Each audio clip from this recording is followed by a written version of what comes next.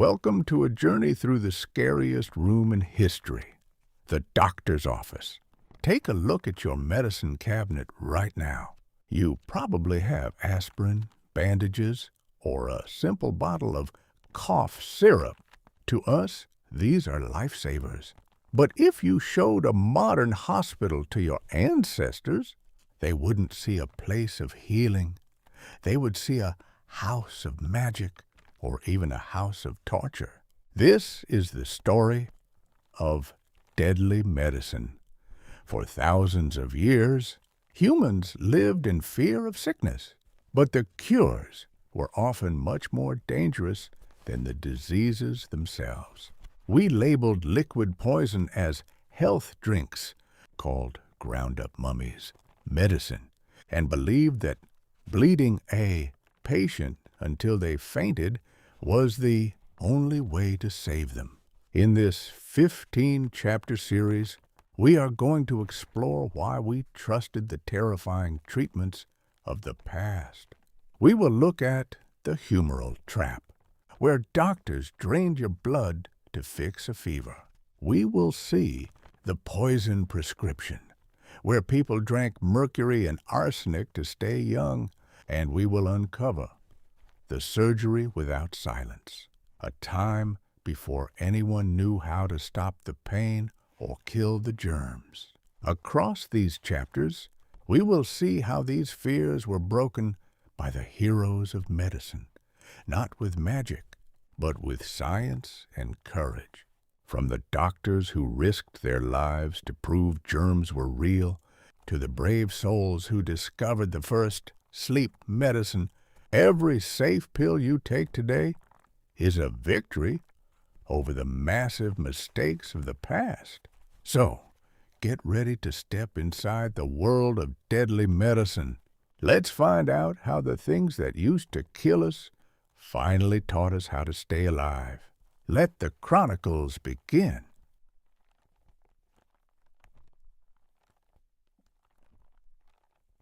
Imagine you are living 300 years ago. You wake up with a terrible fever, a pounding headache, and a very sore throat. You feel weak, and you are worried that you might have a serious infection. You send for the best doctor in town. When the doctor arrives, he doesn't bring a bottle of aspirin or a pack of antibiotics. Instead, he opens a small leather bag and pulls out a sharp silver blade and a wooden bowl. He tells you to roll up your sleeve. He says that the reason you are sick is that you have too much life inside you. He says that to make you better, he needs to cut a hole in your arm and let your blood drain into the bowl. To us, this sounds like a scene from a horror movie. We know that blood is the river of life. It carries oxygen to our brain and helps our body fight off germs. If you lose too much blood, you die. But for over 2,000 years, the smartest people in the world believed the exact opposite. They believed that blood was often the enemy. They believed that if you were sick, your blood was polluted or unbalanced, and the only way to save your life was to throw that blood away. This is the story of bloodletting, the most famous deadly medicine in history, and the tiny, slimy worms called leeches that became the world's most popular doctors. To understand why this practice lasted so long, we have to look at how humans used to think the body worked. The story begins in ancient Greece, about 2,500 years ago. There was a famous doctor named Hippocrates, who many people call the father of medicine. He wanted to move away from the idea that sickness was caused by angry gods or magic spells. He wanted a scientific explanation. He decided that the human body was made up of 4 main liquids, which he called the 4 humors. These liquids were blood, phlegm, yellow bile, and black bile. Hippocrates taught that as long as these four juices were perfectly balanced, you were healthy. But if you had too much of one or not enough of another, you got sick. He believed that most fevers and pains were caused by having too much blood. He called this plethora because the body is constantly making new blood. He thought it was very easy for the system to get clogged up like a sink that is overflowing. To fix the patient, the doctor just had to pull the plug and let some of that extra blood out. A few hundred years later, another famous doctor named Galen took this idea even further. He was the personal doctor to the Roman emperors. Galen was so respected that for the next 1,500 years, no one dared to argue with him. Galen created maps of the human body that showed exactly which veins you should cut for different sicknesses. If you had a headache, he said you should bleed from the temple. If you had a stomach ache, you should bleed from the feet. He even believed that women needed to be bled more often than men to stay balanced. Because Galen was seen as a genius, bloodletting became the standard treatment for every single problem. If you had a broken arm, the doctor bled you. If you had a cold, he bled you. If you were feeling sad or melancholy, he bled you. It didn't matter what was actually wrong. The answer was always the same: get the blood out. But how did they actually do it? There were two main ways. The first was called venesection. This is when the doctor would use a very sharp knife to cut a large vein, usually in the arm or the neck. They would let the blood flow into a bowl until the patient felt faint or actually passed out. Doctors actually believed that passing out was a good sign. They thought it meant the body was resetting itself. Sometimes they used a tool called a scarificator, which was a metal box with several spring-loaded blades. With one click, it would make a dozen small cuts in the skin at once. It was fast, it was bloody, and it was terrifying. The second method involved the slimy doctor, the leech. Leeches are small, worm-like creatures that live in swamps and ponds. They survive by sticking to animals and sucking their blood. In the 1800s, leech mania hit Europe. Doctors became obsessed with them. They realized that leeches were cleaner than knives.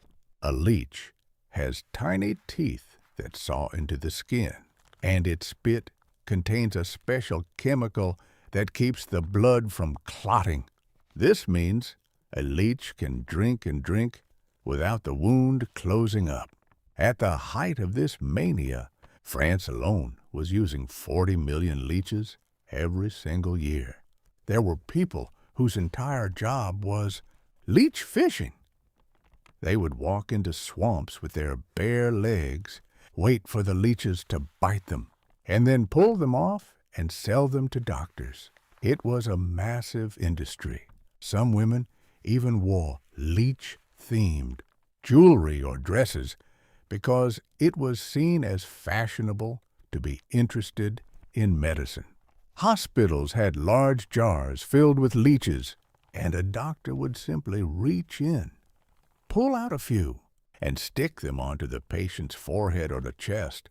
But while the doctors were making money and the leeches were getting fat, the patients were dying.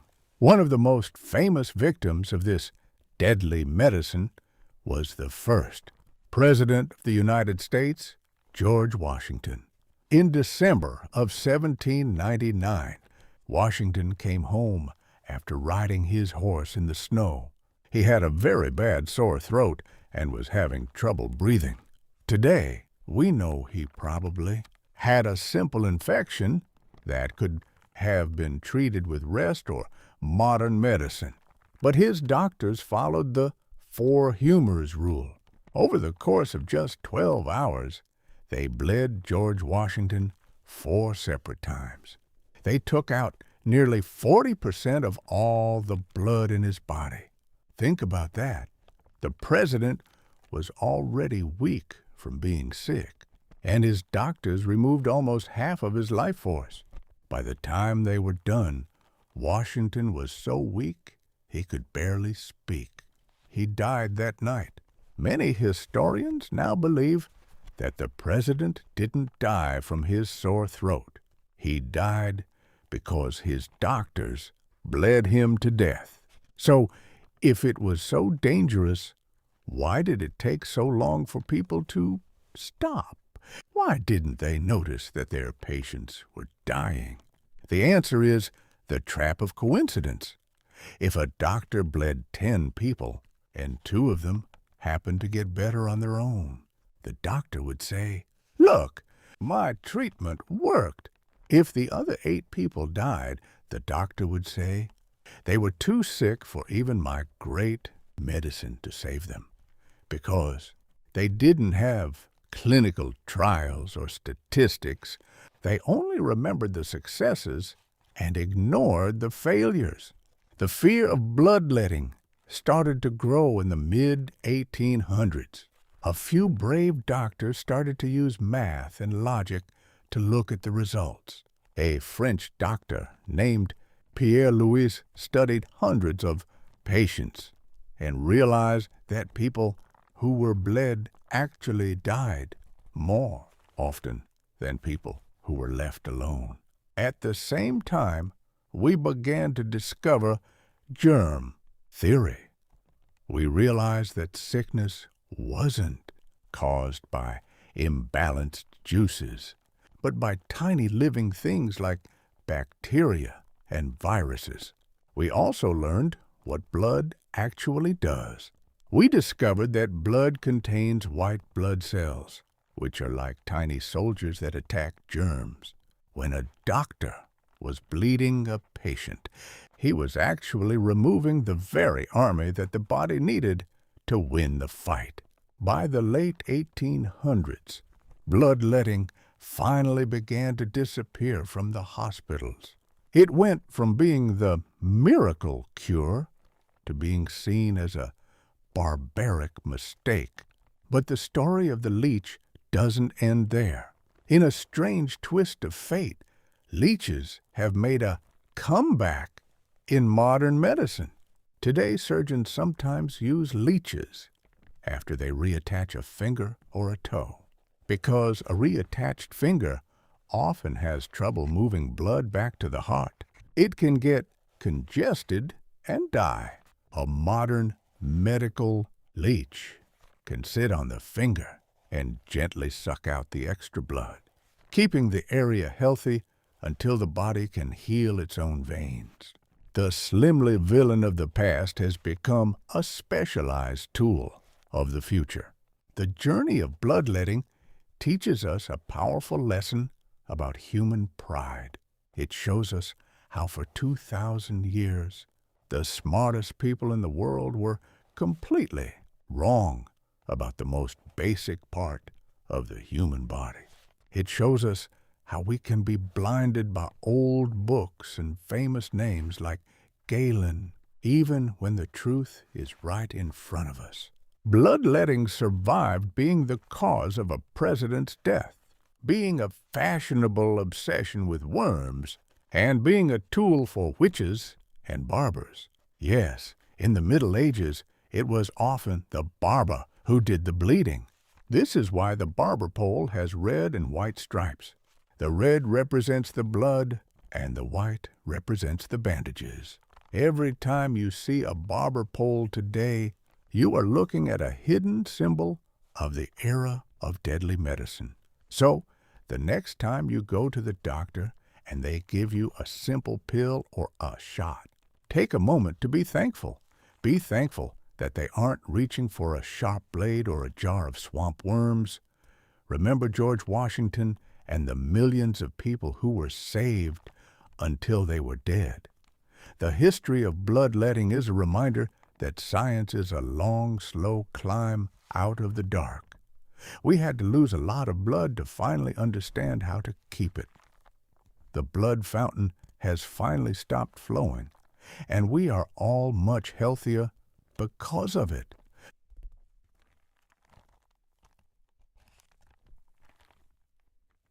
Imagine you are a wealthy merchant living in London or Paris. In the year 1600, you have been feeling a bit under the weather.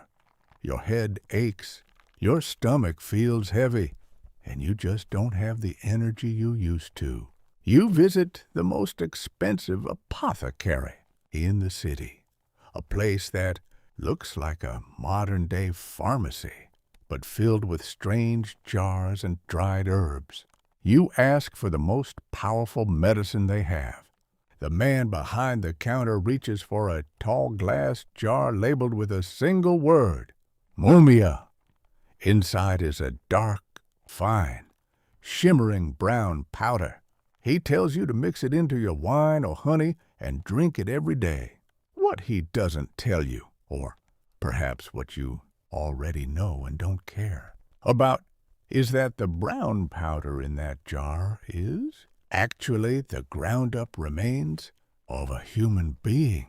It is the dust of an ancient Egyptian who lived and died thousands of years ago. To us, this is the definition of a nightmare. It is cannibalism disguised as science. But for nearly 500 years, mummy powder was the most popular and expensive medicine in the world. This is the story of how a massive misunderstanding turned the ancient dead into a miracle drug, and how the search for health led humans to eat their own ancestors. To understand how this madness started, we have to look at a simple mistake in translation. The story begins in ancient Persia and Arabia. There was a natural substance called bitumen or mumia. This was a thick, black, sticky mineral that bubbled up out of the earth in certain places. In the ancient world, bitumen was seen as a miracle. It was used to waterproof boats, to build walls, and even as a medicine to heal wounds and broken bones.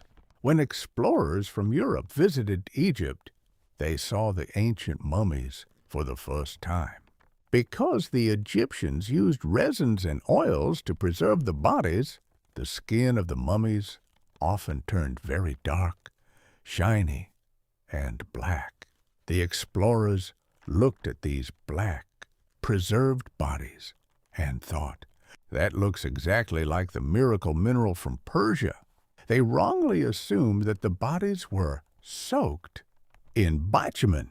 Because of this mistake, they started using the word mummy for the bodies themselves. By the 1100s, the mistake took a deadly turn. People began to think, if bitumen is a miracle medicine, and these ancient bodies are full of bitumen, then the bodies themselves must be medicine. Doctors started to write books saying that the essence of an ancient human mixed with the bitumen in their skin created the most powerful healing force on earth. They believed that by eating a piece of an ancient person, you were taking their life force or their stamina into your own body. Soon, the demand for mummies exploded. It became a massive international business. Thousands of mummies were pulled out of the sands of Egypt, wrapped in crates, and shipped across the Mediterranean Sea to Europe. It was the oil industry of the Middle Ages. Mummies were treated like cargo, just like spices or silk. In the streets of Cairo and Alexandria, You could find mummy warehouses where bodies were stacked to the ceiling, waiting to be ground into powder and sold to the rich people of Europe. But what was it like to actually take this medicine? It wasn't just a powder. Doctors got very creative with their recipes. Some told their patients to mix the mummy dust with chocolate or honey to hide the earthy taste. Others would take a piece of a mummy's hand or leg and boil it in a soup. There were even mummy ointments that you were supposed to rub on your skin to cure rashes or bruises. The list of things mumia was supposed to cure was endless. If you had a headache, you ate mummy. If you had a stomach ulcer, you ate mummy. If you fell off your horse and broke a bone, the doctor would tell you to eat mummy dust to glue your bones back together. It was seen as a cure-all. Even kings and queens were obsessed with it. King Charles II of England was so convinced of the power of mummies that he would collect the dust that fell off the bodies in his collection and rub it on his skin, believing it would give him the greatness of the ancient pharaohs. As the centuries went by, the mummy business ran into a big problem. They were running out of mummies. There were millions of bodies in Egypt, but the demand in Europe was so high that the ancient tombs were being emptied faster than anyone expected. But the doctors didn't want to stop making money, and the patients didn't want to stop their medicine. This led to the darkest part of the story, the fake mummy industry. When real ancient mummies became too expensive or hard to find, dishonest traders started making fresh ones. They would take the bodies of criminals who had been executed or poor people who had died in the streets and mummify them quickly. They would fill the bodies with cheap tar and sand, dry them out in the sun until the skin turned dark and leathery, and then sell them as authentic ancient Egyptian royalty. In 1600, a traveler visited a mummy factory in North Africa and was horrified to see bodies being prepared this way. He realized that the wealthy people of Europe weren't even eating ancient kings. They were eating the ground-up remains of common thieves and beggars from just a few weeks ago. But even when this news leaked out, people kept buying it. They were so desperate to be healthy and so convinced by the mummy myth that they didn't want to believe the truth. The fear of mummy powder didn't come from a fear of germs, because people still didn't know about germs. It started to fade because of a change in taste and logic. In the late 1700s, during the Age of Enlightenment, people began to realize how gross and illogical the practice really was. Scientists began to point out that there was no bitumen in the mummies at all.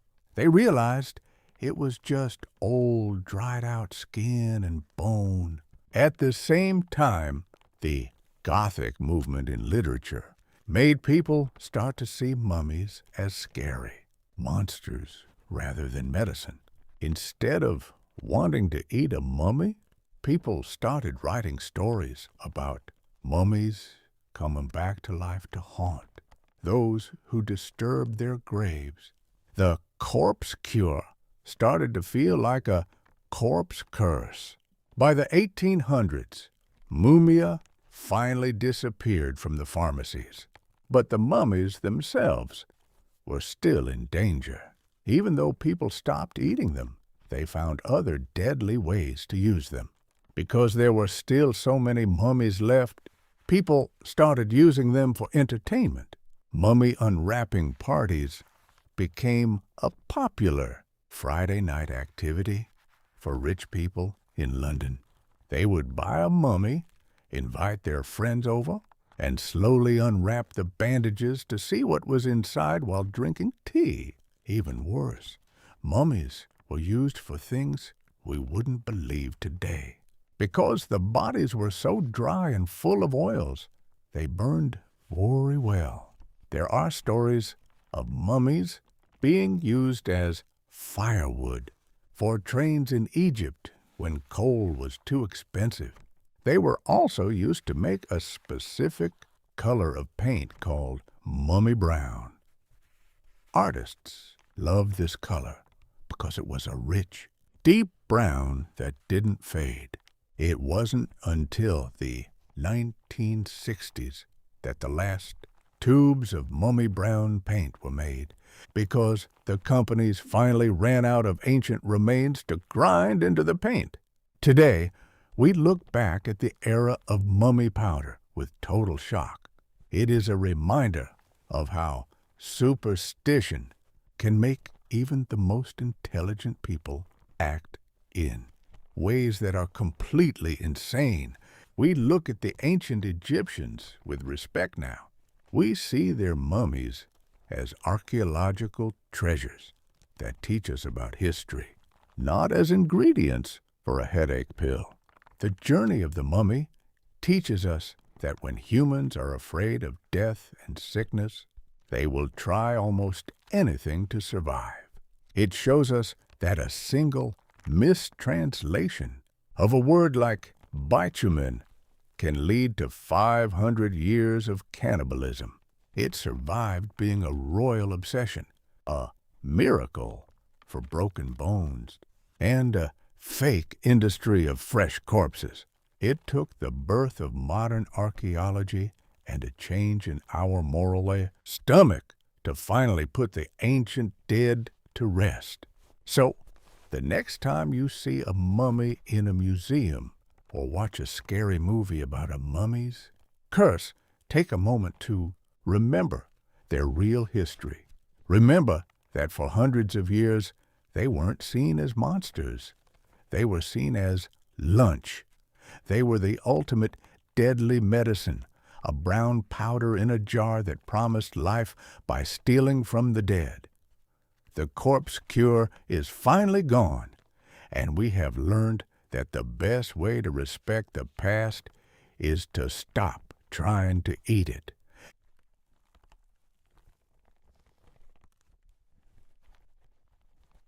Imagine you are standing in a laboratory hundreds of years ago. On the table in front of you is a small glass jar filled with a substance that looks like it came from another planet.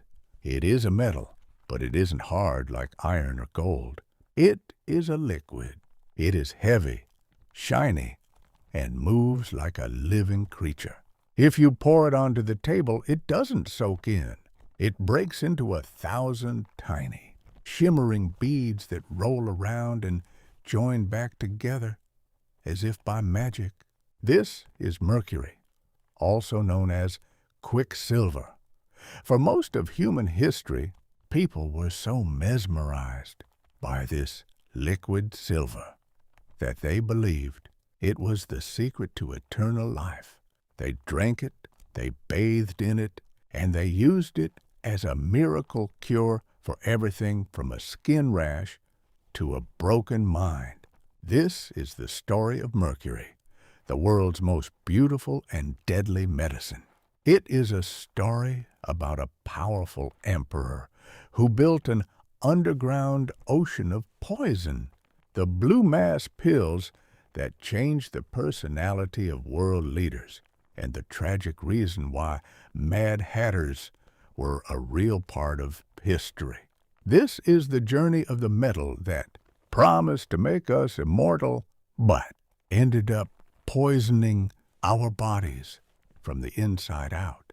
To understand why people loved mercury so much, we have to understand how magical it felt to the ancient world. Everything else in nature had a place. Rocks were hard, water was wet, and fire was hot. But mercury was a bridge between worlds. It was a metal but it was liquid at room temperature.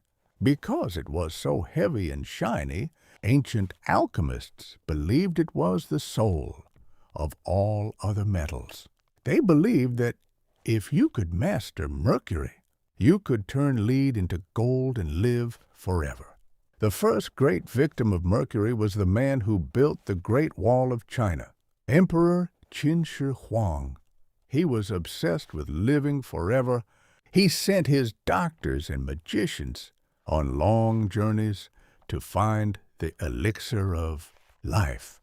His doctors, believing that mercury was the purest substance on earth, gave him small pills made of red mercury powder to eat every day. They told him it would make him immortal. Instead, the mercury slowly destroyed his brain and his body. He became paranoid, aggressive, and eventually died at the age of 49. But even in death, he couldn't escape the poison. Legend says that in his massive underground tomb, he built a giant map of his empire, where the rivers and oceans were made of flowing, liquid mercury. To this day, scientists are afraid to open his tomb because the levels of mercury vapor inside are high, enough to kill anyone who enters. The man who wanted to live forever created a kingdom of poison that is still deadly 2,000 years later. As the centuries passed, mercury moved from the palaces of China to the pharmacies of Europe. By the 1500s, a new and terrifying disease called syphilis was spreading across the world. In those days, doctors had no idea how to treat it, but they noticed that mercury was very aggressive. It could kill small organisms and dry out the skin. They decided that mercury was the only answer. They created a famous saying, "A night with Venus and a lifetime with Mercury."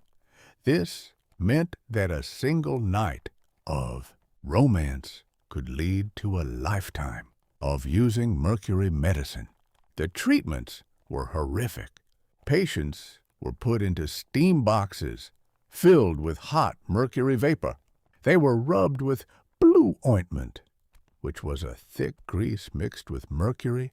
The goal was to make the patient drool and spit. Doctors believed that the poison of the disease was being washed out through the spit. They would keep the treatment going until the patient was spitting out liters of fluid a day. What they didn't realize was that the drooling was actually a sign of severe mercury poisoning. The mercury was attacking the patient's gums and teeth. Their mouths would turn black, their teeth would fall out, and their bones would actually start to rot away. The cure was often much more painful and deadly than the disease itself. But because mercury was the only thing people had, it stayed on the pharmacy shelves for nearly 400 years. In the 1800s, mercury became a common household medicine in America and England. One of the most popular pills was called calomel. It was a white powder made of mercury that people took for everything from a stomach ache to a bad mood. Even Abraham Lincoln, the 16th President of the United States, was a regular user of blue mass pills, which were mostly mercury. Friends of Lincoln noticed that he suffered from melancholy and strange rages where he would suddenly become very angry for no reason. Modern historians now believe that Lincoln was suffering from the Mad Hatter syndrome. In those days, people who made hats used mercury to turn animal fur into felt.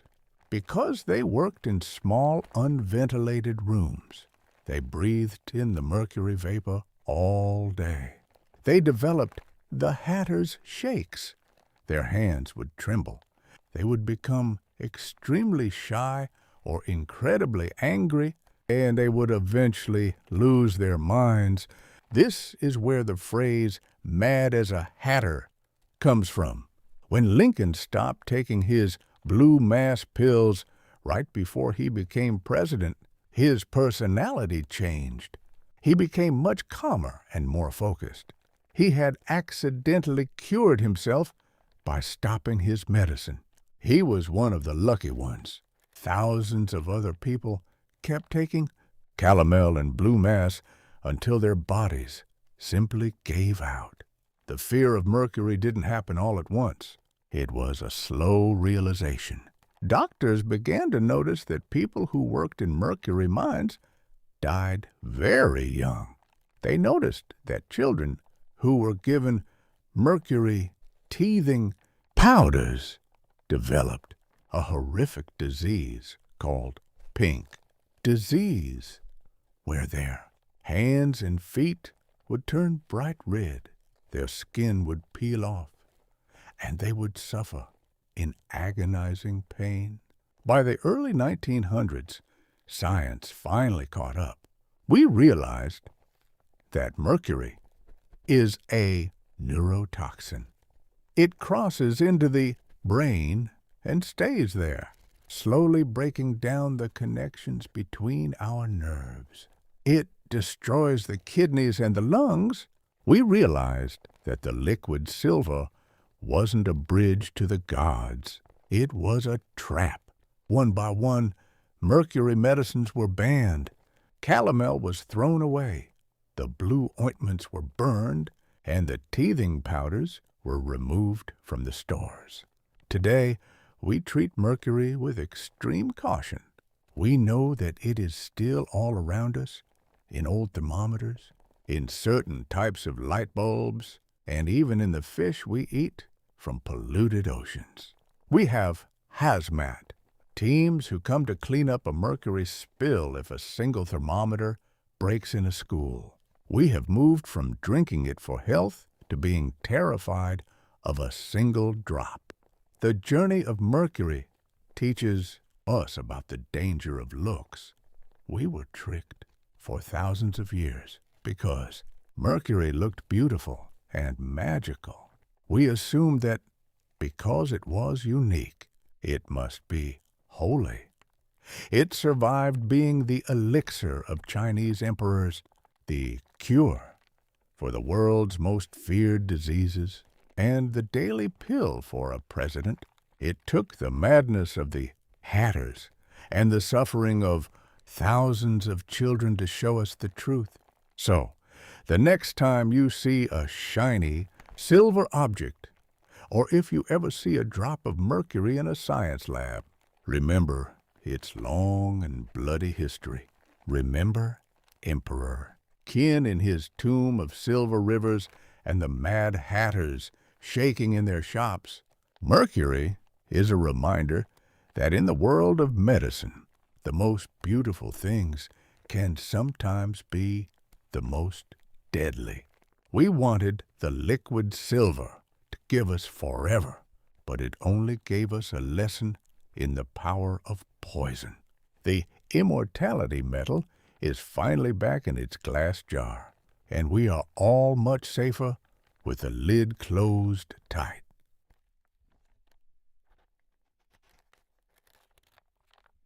Imagine you are attending a grand ball in Italy during the Renaissance or a fancy dinner party in Victorian England. You look across the room and see a woman who looks almost like a ghost. Her skin is as white as snow, without a single freckle or blush. Her eyes are wide, dark, and shimmering, with pupils so large they look like bottomless black pools. To the people in that room, she is the definition of perfection. She is considered the most beautiful woman in the city. But if you could look behind the curtain of her beauty routine, you would see a horror story. To get those shimmering eyes, she is dropping a liquid made from a deadly nightshade plant into her eyes. A plant that is slowly making her blind. To get that white skin, she is eating wafers made of arsenic, a poison that is slowly rotting her organs. And to keep her face smooth, she is painting herself with lead, a metal that is eating away at her skin. This is the story of the deadly glow, the era when the world's most dangerous poisons were sold as beauty secrets. To understand why people would do something so crazy, we have to look at the social map of the past. For hundreds of years, beauty wasn't just about looking good. It was about showing everyone that you were wealthy. If you had tanned skin, it meant you were a poor laborer who worked outside in the sun all day. If you had pale white skin, it meant you were rich enough to stay inside your palace or your mansion. Being pale was the ultimate status symbol. It showed that you were fragile, refined, and pure. People were so obsessed with this look that they were willing to die for it. The first beauty poison we have to talk about is belladonna. The name itself is Italian, and it literally means beautiful lady. But in the world of science, this plant has a much scarier name, Atropa belladonna, or deadly nightshade. As we learned in the food chapters, the nightshade family was the most feared group of plants in history. Just eating a few berries from this bush can kill a child, and the leaves are full of chemicals that attack the nervous system. So, why would a woman put this in her eyes? In the 1800s, it became a massive fashion trend to have wide eyes. People believed that large, dilated pupils made a woman look perpetually surprised, excited, or in love. When you are attracted to someone, your pupils naturally get bigger. By using belladonna drops, women could fake that look of attraction and emotion 24 hours a day. The chemical in the plant, called atropine, blocks the nerves that tell the eye to contract in bright light. This forced the pupils to stay wide open, giving the woman that shimmering, dark look that everyone loved.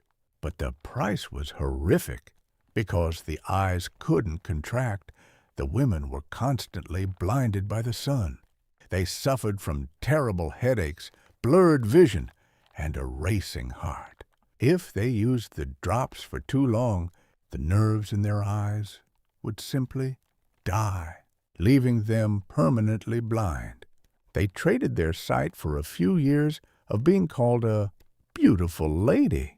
While the women in Italy were blinding themselves with nightshade, the women in England and America were turning to an even more famous killer, arsenic.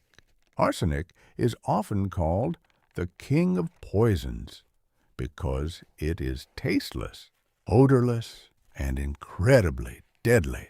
It was the favorite tool of assassins for centuries. But in the late 1800s, it found a new home in the beauty wafers sold in drugstores. A company called Dr. Campbell's became famous for selling safe, arsenic complexion wafers.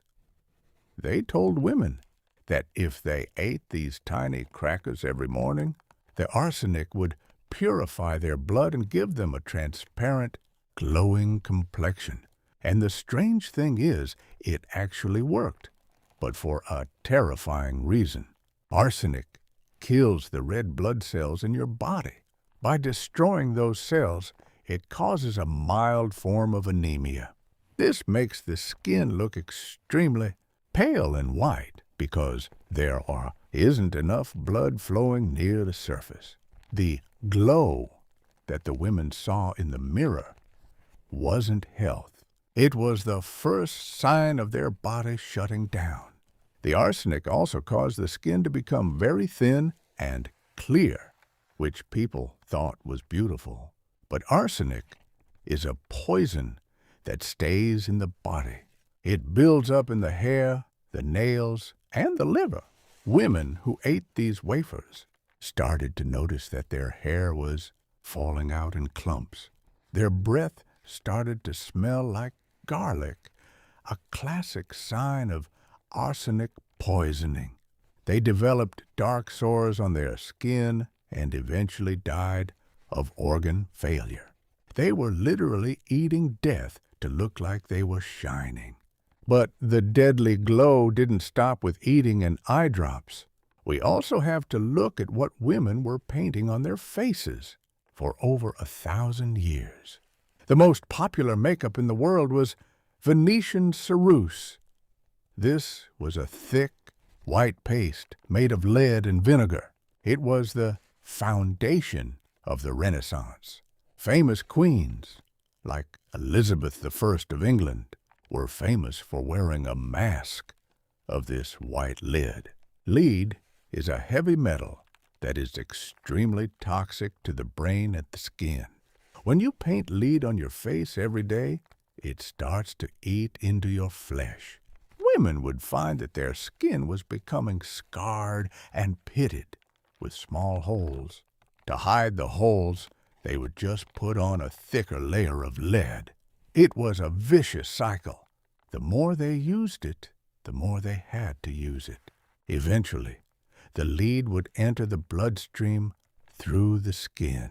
It caused lead palsy, where the muscles in the hands and face would stop working. It caused their teeth to turn black and rot away. Some of the most beautiful women in history were actually walking corpses underneath their white paint with no teeth, scarred skin, and failing brains. One of the most tragic stories from this era is the story of Maria Gunning, a famous Irish beauty in the 1700s. She was so obsessed with her white lead makeup that she refused to wash it off, even when she was at home. She wanted to be perfect every second of the day. She died at the age of 27 from lead poisoning. The newspapers at the time called her a victim of cosmetics. She had literally painted herself to death. So why did it take so long for people to stop? Why didn't the doctor step in? The answer is that the beauty industry has always been very good at lying. Just like the Quaker Oats people we talked about in the food series, the beauty companies used scientific words to make their poisons sound safe. They called arsenic purifying and lead smoothing. They told women that if they got sick, it was because they were too delicate, not because the medicine was poisonous. The fear of these products only started to grow when the results became too horrific to ignore. In the early 1900s, we began to see the rise of consumer protection. Scientists started to test these products and showed that Dr. Campbell's wafers were actually full of the same stuff used to kill rats. They showed that the beautiful lady drops were causing thousands of cases of blindness. One big turning point happened in 1933 in the United States. A product called Lash Lure was sold as a way to darken eyelashes. It contained a chemical that was a cousin to coal tar. A woman used it, and within days, her eyes started to burn. The chemical was so strong it actually burned through her eyeballs, leaving her permanently blind. This horror story was so famous that it led to the creation of the FDA, Food and Drug Administration. It was the moment the government finally said, You cannot put poison in the beauty shop anymore. Today, we look back at the era of deadly medicine for beauty with total disbelief. We have clean beauty movements and lists of ingredients on every bottle. We have moved from wanting to look like ghosts to wanting to look healthy and sun-kissed. The very tan that people once hated is now the thing we spend billions of dollars trying to achieve. The journey of belladonna and arsenic teaches us about the power of perfection. It shows us how humans are willing to ignore the most obvious dangers if it means they can fit into a social trend.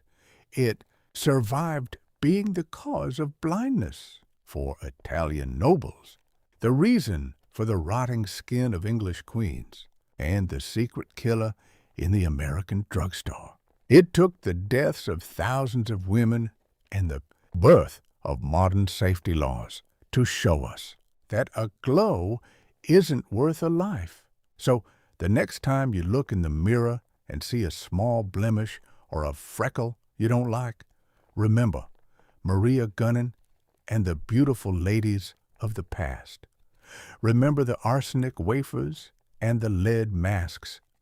We have learned that the best kind of beauty is the kind that doesn't come in a poison bottle. We have finally realized that being healthy is the most beautiful thing a person can be. The deadly glow has finally faded, and we are all much safer and much more beautiful because of it.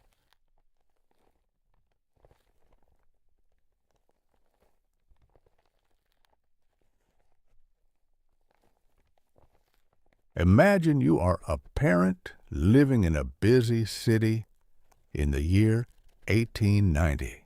Your toddler has a nasty cough that is keeping the whole house awake at night.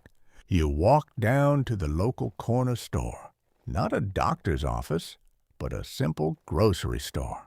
You look at the shelf and find a small glass bottle with a beautiful label featuring a sleeping child.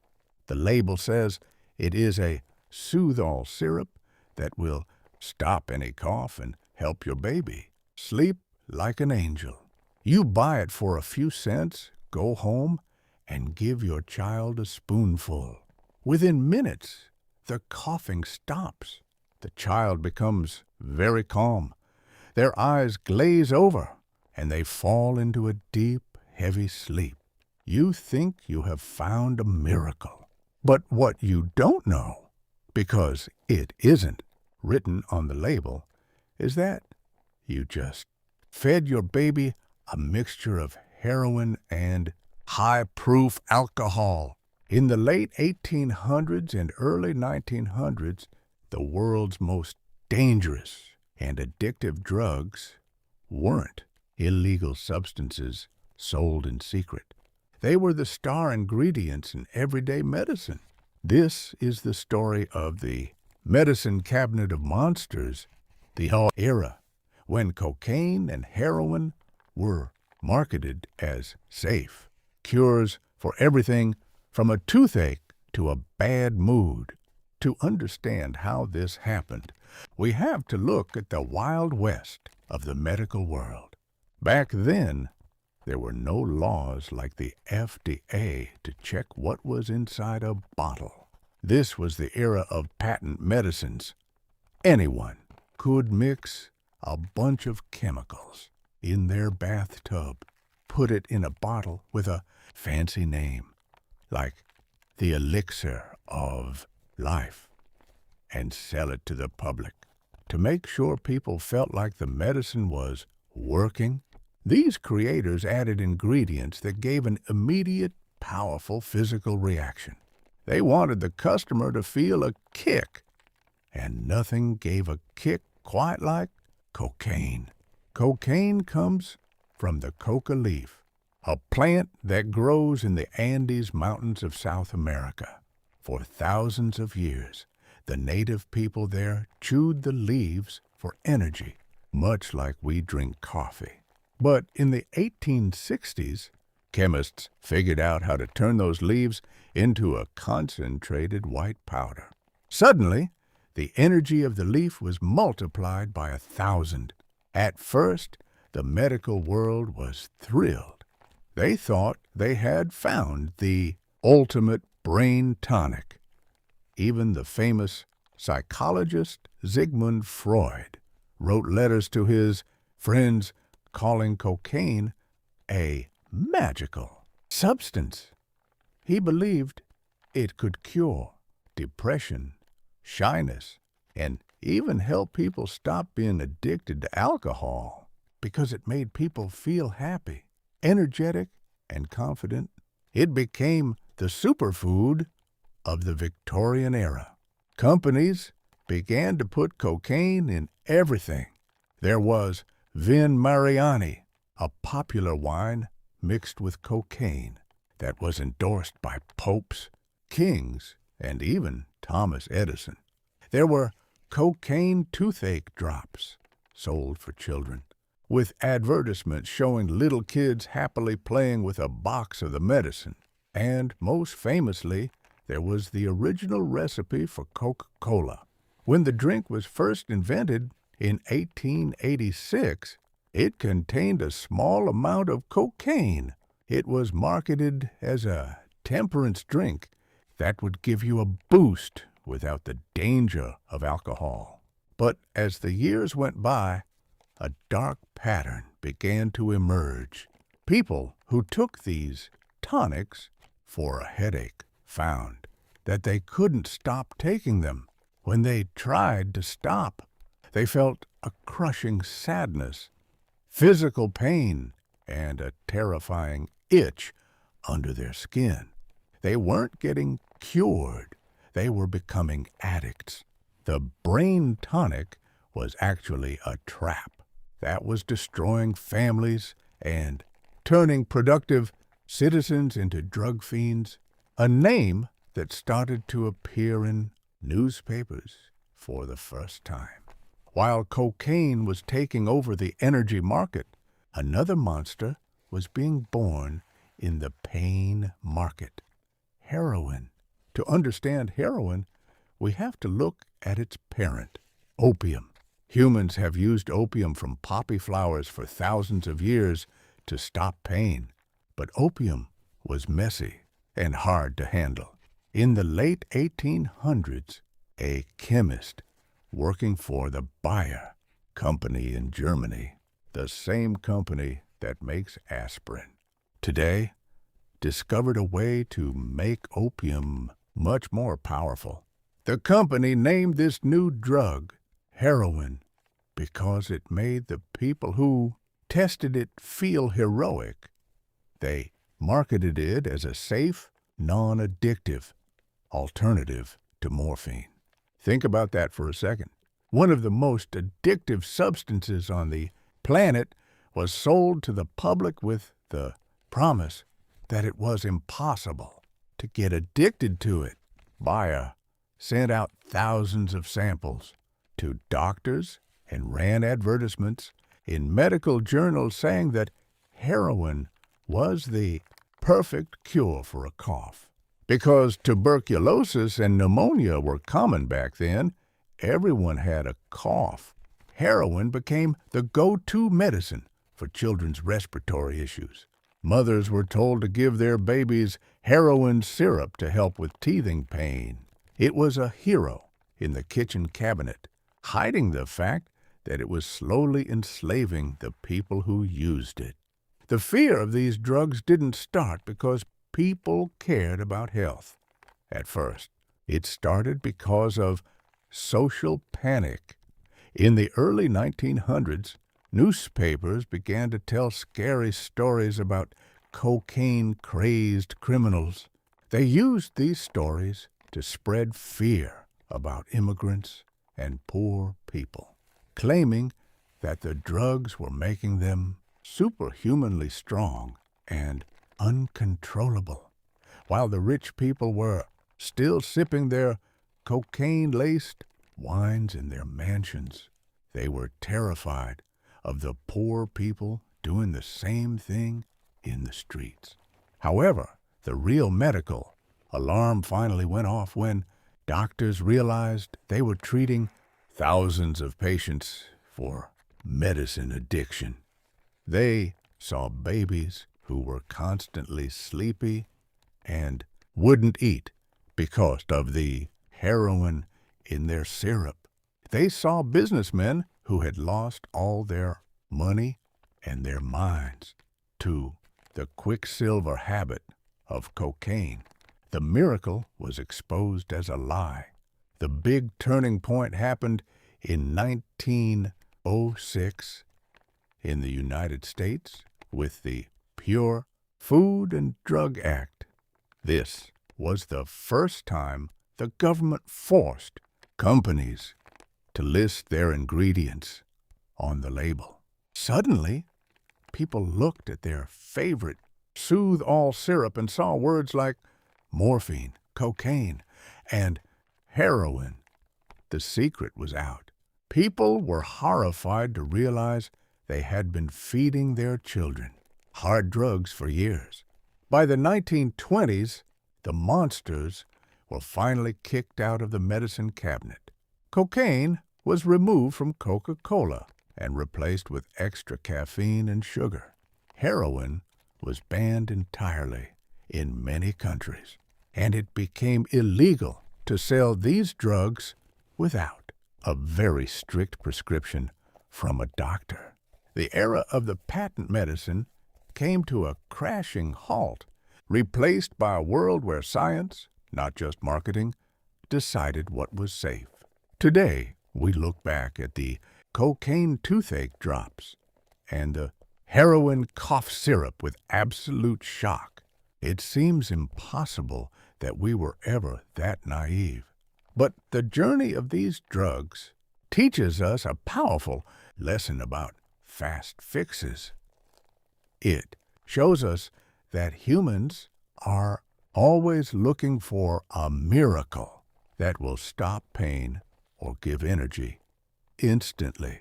It shows us how companies will use beautiful labels and scientific words to hide the truth if it means they can make a profit. Cocaine and heroin survived being the darlings of the medical world, being endorsed by the most famous people in history, and being sold in grocery stores to mothers and children. It took a massive wave of addiction and the birth of modern government regulation to show us that a hero in a bottle can easily be a monster in disguise. So, the next time you look at a label on a bottle of medicine, remember the soothe-all syrups of the past. Remember the sleeping babies and the heroic cough cures. We have learned that safety isn't just about how a medicine makes you feel in the moment. It's about what it does to you in the long run.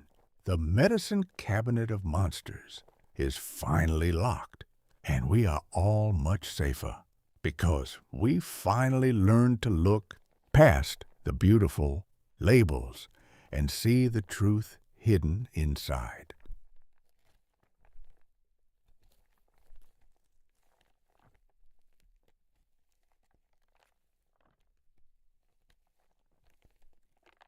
Imagine you are standing in a massive, silent crowd outside a royal palace in London or Paris hundreds of years ago. You aren't there to see a parade or to hear a speech. You are there because you are sick.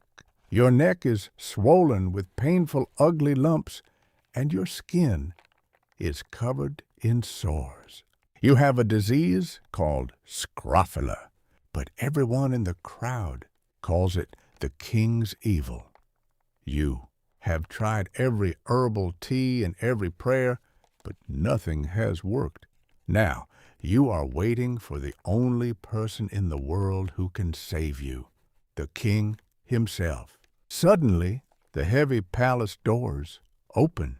The king walks out, dressed in gold and silk. One by one, the sick people are brought to him. He doesn't use a knife, he doesn't give you a pill, and he doesn't even ask for your name. He simply reaches out his hand and presses his finger against your swollen neck. He says a short prayer, and then his servants hang a small gold coin on a ribbon around your neck. You walk away feeling a rush of hope, truly believing that because the king touched you, your disease will vanish overnight. This was the strange reality of the royal touch, the eye era, when the world believed that royalty wasn't just about power or money, but about a literal healing magic given by God. For over 700 years, thousands of people across Europe skipped the doctor and went straight to the throne to find a cure. This is the story of the divine right of kings, the gold, coins that became holy treasures, and the scientific mystery of why so many people thought the king's finger actually worked. To understand why people believed this, we have to look at the social map of the Middle Ages. Back then, people didn't believe that a king was just a lucky man born into a rich family. They believed in the divine right of kings. This was the idea that God himself had hand-picked the king to rule on earth. Because the king was chosen by God, people assumed he must have supernatural powers. They believed that the king's body was holy and that his very presence could fight off the darkness of disease. The disease they were most focused on was scrofula. Today, we know that scrofula is a form of tuberculosis that attacks the lymph nodes in the neck. It causes large, scary-looking swellings that can eventually break open and leak. It was a slow, painful, and very visible disease because it made people look ugly and corrupt. It was seen as a moral disease, a sign that something was wrong with the person's soul. This is why it was called the king's evil. Only a holy king, people thought, could wash away such a dark sickness. The practice started in France and England in the 1100s. At first, it was a small ceremony, but by the 1600s, it had turned into a massive organized event. King Charles II of England was perhaps the most famous healer in history. During his reign, he touched nearly 100,000 people. That is an incredible number. He would hold these touching ceremonies several times a month, standing for hours while a line of thousands of sick people shuffled past him. The ceremony was a masterpiece of theater. There was music, there were priests, and there were royal guards. The goal was to make the patient feel like they were in the presence of a miracle. After the king touched the patient, he would give them a touch piece. This was a small gold coin, often called an angel, because it had a picture of the archangel Michael on it. People believed the coin held the king's magic, and they would wear it around their necks for the rest of their lives. They believed that if they ever took the coin off, the disease would come back instantly. So, here is the big question. Did it work? If you asked the people of that time, they would scream, yes. There are thousands of records of people claiming they were miraculously cured by the king. Even some doctors at the time believed it. One royal surgeon wrote that he saw tumors vanish within days of the king's touch. But how is that possible? We know the king didn't have magic powers. The answer lies in two things: the placebo effect and natural remission. First, the power of the mind is incredible. If you truly deeply believe that the most powerful man on earth, who you think is a representative of God, is curing you, your brain can release chemicals that help your body fight off infection. The hope of the ceremony gave people a massive boost to their immune systems. Second, scrofula is a disease that naturally waxes and wanes. This means it can get very bad for a few weeks and then suddenly get better on its own for a while. If a person was touched by the king, right, when their disease was starting to go into remission, they would naturally give all the credit to the king. They didn't remember the people who didn't get better. They only told stories about the ones who did. But the royal touch wasn't just about medicine. It was also about brand management.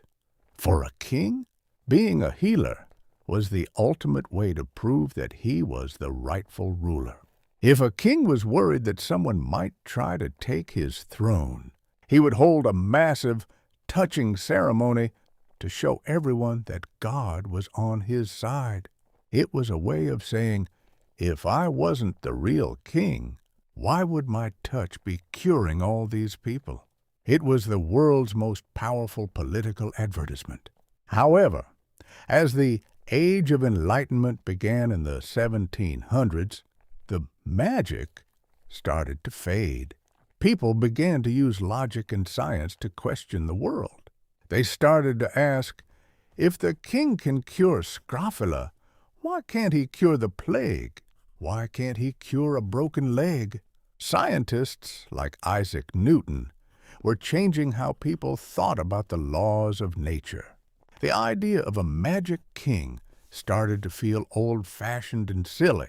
In England, the practice officially ended with King George I in the early 1700s. He was a very practical man from Germany, and he thought the whole idea was ridiculous. When people asked him to touch them, he would say, "Give the poor people some money and let them go home." He realized that the king's job was to run the government, not to be a doctor. In France, the practice lasted a little bit longer. Even during the coronation of King Charles X in 1825, he touched over 100 people to try and bring back the old traditions. But by then, the world had moved on. The divine right of kings was being replaced by democracy and modern medicine.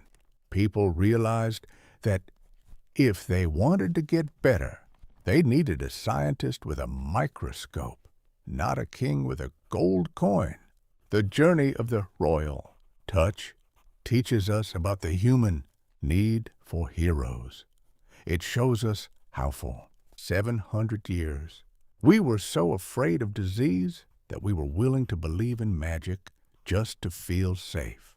It shows us how power and medicine were once the same thing, and how a small gold coin could be more valuable than a library full of books. The king's touch survived through wars, through the Black Death, and through the rise and fall of entire empires. It survived because people wanted to believe that someone above them was watching out for them. It took the birth of modern biology to show us that the power to heal doesn't come from a crown. It comes from understanding how the body works. So, the next time you see a picture of a king or queen in a history book, look at their hands. Remember the thousands of people who once stood in line just to have one of those fingers touch their skin. Remember the touch pieces and the king's evil. We have learned that royalty is just a human invention, but the search for health is a universal human journey. We have moved from the palace to the laboratory, And while we don't have magic fingers anymore, we have something much better. The truth, the royal touch is gone, and we are all much healthier because we finally stopped waiting for a king and started looking for a cure.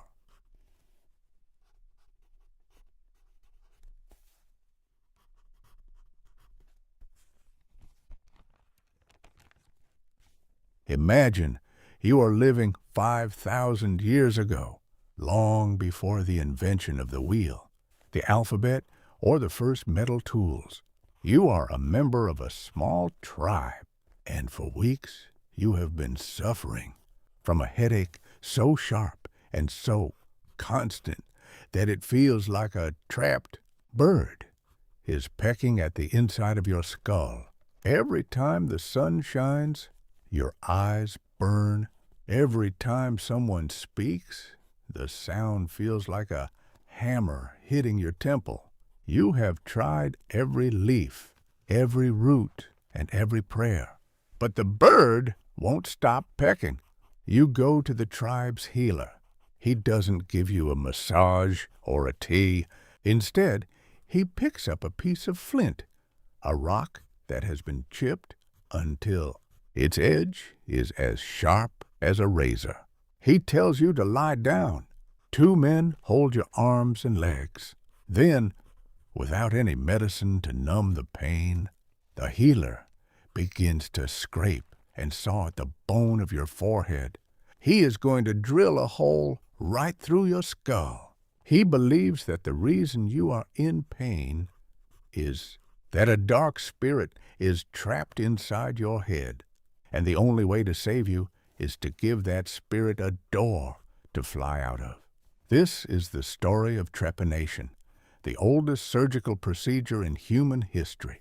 It is a story that sounds like a nightmare, but it was practiced on every continent for thousands of years.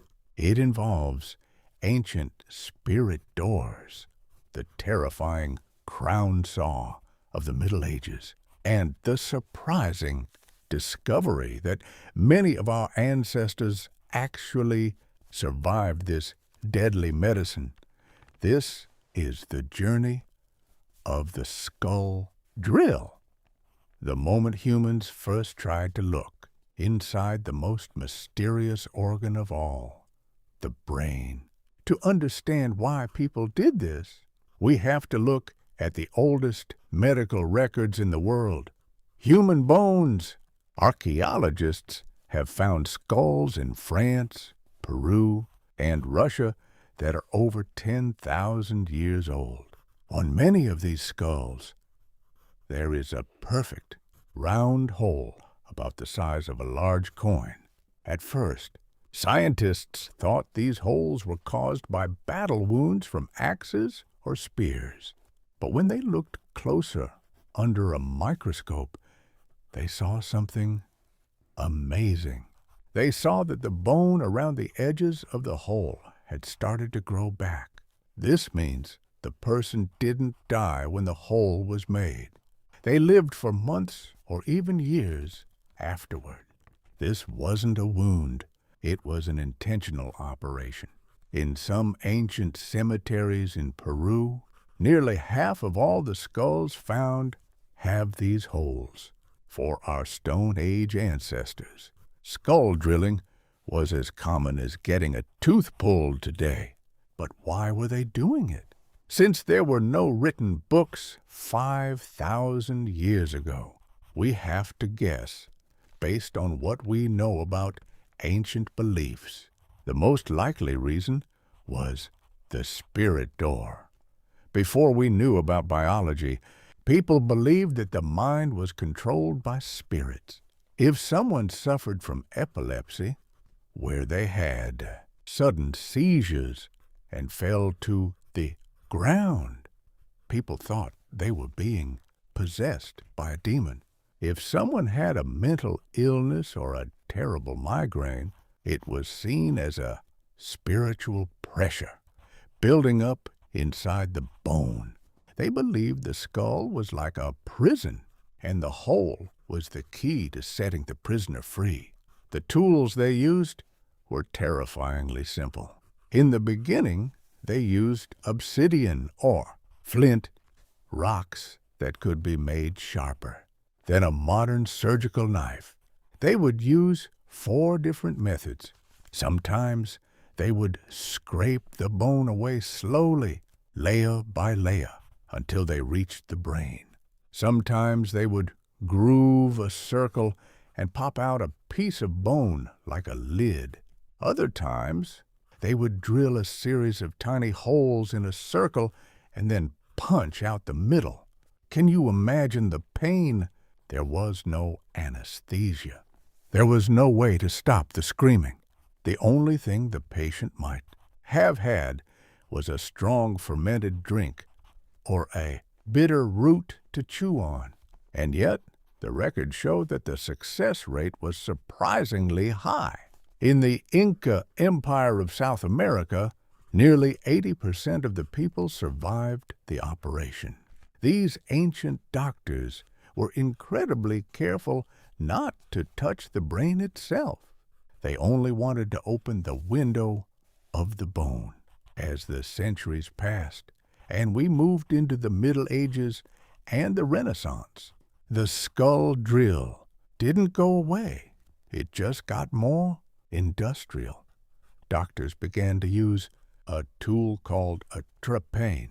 This was a metal drill that looked like a corkscrew for a wine bottle. It had a sharp, circular saw at the end. The doctor would place the point of the drill on the patient's head and turn a handle, slowly grinding through the skull. During this time, the reasons for drilling changed slightly. While some people still believed in releasing spirits, doctors began to use it for head pressure. They noticed that if a soldier was hit in the head with a mace or a stone, his brain would swell. Since the skull is a hard box that cannot grow, the swelling brain has nowhere to go. It gets squished, and the person dies. The doctors realized that if they drilled a hole, it would give the brain room to breathe and let the blood drain out. This was a rare moment where deadly medicine was actually on the right track toward real science. But for every soldier saved by a hole in the head, there were dozens of people who were tortured for no reason. Doctors began to use the skull drill to cure things that had nothing to do with the brain. If you were a difficult child, they might drill your head. If you were a woman who was too emotional, they might drill your head. It became a way to fix people who didn't fit into society. They believed that by airing out the brain, they could make a person calm and obedient. The fear of the skull drill finally began to change in the 1800s, and it was all thanks to the invisible killers we have talked about before, germs. Even if a patient survived the drilling, they almost always died a few days later from an infection. Because the doctors didn't wash their tools or their hands, they were putting dirt and bacteria directly onto the surface of the brain. The spirit might have left the head, but the infection was moving in. One of the big turning points happened when a scientist named Joseph Lister proved that antiseptics could stop infections. Doctors realized that if they cleaned the drill and the skin, the survival rate went up even higher. At the same time, we discovered general anesthesia. For the first time in 10,000 years, a patient could go to sleep and wake up with the hole already finished, without having felt a single second of the sawing and grinding. In the 20th century, trepanation evolved into what we now call craniotomy. Today, Neurosurgeons still drill holes in the skull, but they do it in a very different way. They use high-speed electric drills that can stop automatically before they touch the brain. They do it to remove tumors, to stop bleeding after a car accident, or to fix the tiny wires of the brain. The spirit door has become a surgical gateway. The journey of the skull. Drill teaches us about the incredible desperation of the human race. It shows us that for 10,000 years, we have been so desperate to stop pain and fix the mind that we were willing to do the most terrifying thing imaginable. Break open our own heads. It shows us that our ancestors weren't stupid, they were brave. They were trying to solve the mysteries of the brain with nothing but sharp rocks and hope.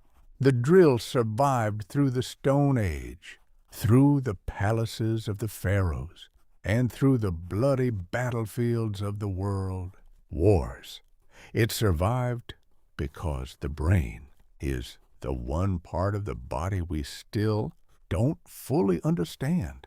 We are still trying to let out the spirits in our own way, searching for the secrets of why we think and feel. So, the next time you have a bad headache and you reach for a simple pill, take a second to touch your forehead. Feel the solid protective bone of your skull. Remember the millions of people who once lay on the dirt floor of a hut or the cold table of a castle, listening to the sound of a stone scraping against their bone. Remember the spirit doors and the crown saws. We have learned that the brain is a delicate masterpiece that needs to be protected, not a prison that needs a hole. The skull drill isn't a nightmare anymore. It is a miracle of modern science that started with a single, desperate hole in the dark.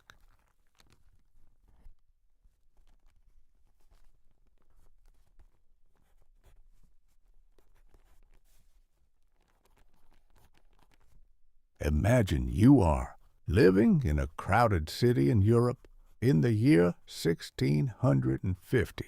The city is silent, and the streets are empty because a terrifying Black Death is sweeping through the houses. Suddenly, you hear the sound of a heavy wooden cane tapping against the cobblestones. You look out your window and see a figure approaching. It doesn't look like a human being. It looks like a giant, upright bird. The figure is covered from head to toe in thick black leather. It wears a wide-brimmed hat and a long coat that drags on the ground. But the scariest part is the face. It is a mask with a giant curved beak like a crow or a vulture. The eyes are covered by two large round pieces of red glass. The figure carries a long wooden stick, which it uses to push people away or to point at the bodies lying in the street. To the people of that time, this Birdman was the ultimate symbol of terror. If the plague doctor appeared at your door, it meant death was already inside. This is the story of the plague doctor's mask, the world's first hazardous material suit. It is a story about the miasma theory, the belief that smells could kill, and the strange reason why doctors filled their beaks with flowers and spices to try and survive the end of the world. To understand why doctors wore such a bizarre costume, we have to understand the geography of fear during the plague. For hundreds of years, the Black Death would appear out of nowhere, killing half the people in a city in just a few months. No one knew where it came from. They didn't know about bacteria.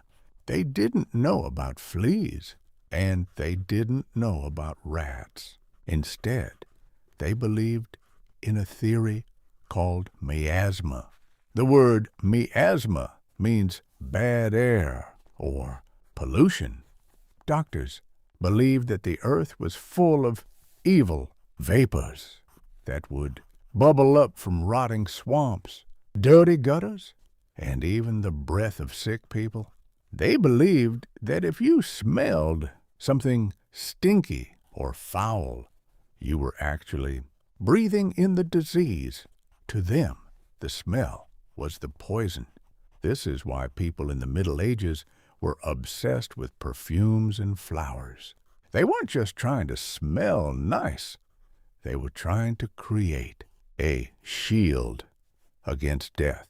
In 1619, a famous French doctor named Charles Delorme invented the plague doctor suit. He wanted to create a bubble of safety for doctors so they could walk among the dying without catching the bad air. Every part of the suit had a very specific scientific purpose based on the wrong science of the time. First, there was the leather. The long coat, the gloves, the boots, and the hat were all made of thick goatskin leather. To make it even more airtight, they coated the leather in animal fat or wax. They believed that the evil vapors would simply slide off the shiny surface of the leather instead of soaking into the doctor's clothes. Then there was the wooden stick. The doctor used this pointing rod so he never had to touch a patient with his bare hands. He could lift up a patient's shirt, check their pulse, or even move a dead body just by using the stick. This was the world's first version of social distancing, but the beak mask was the centerpiece of the whole invention. The beak wasn't just there to look scary. It was a chemical filter.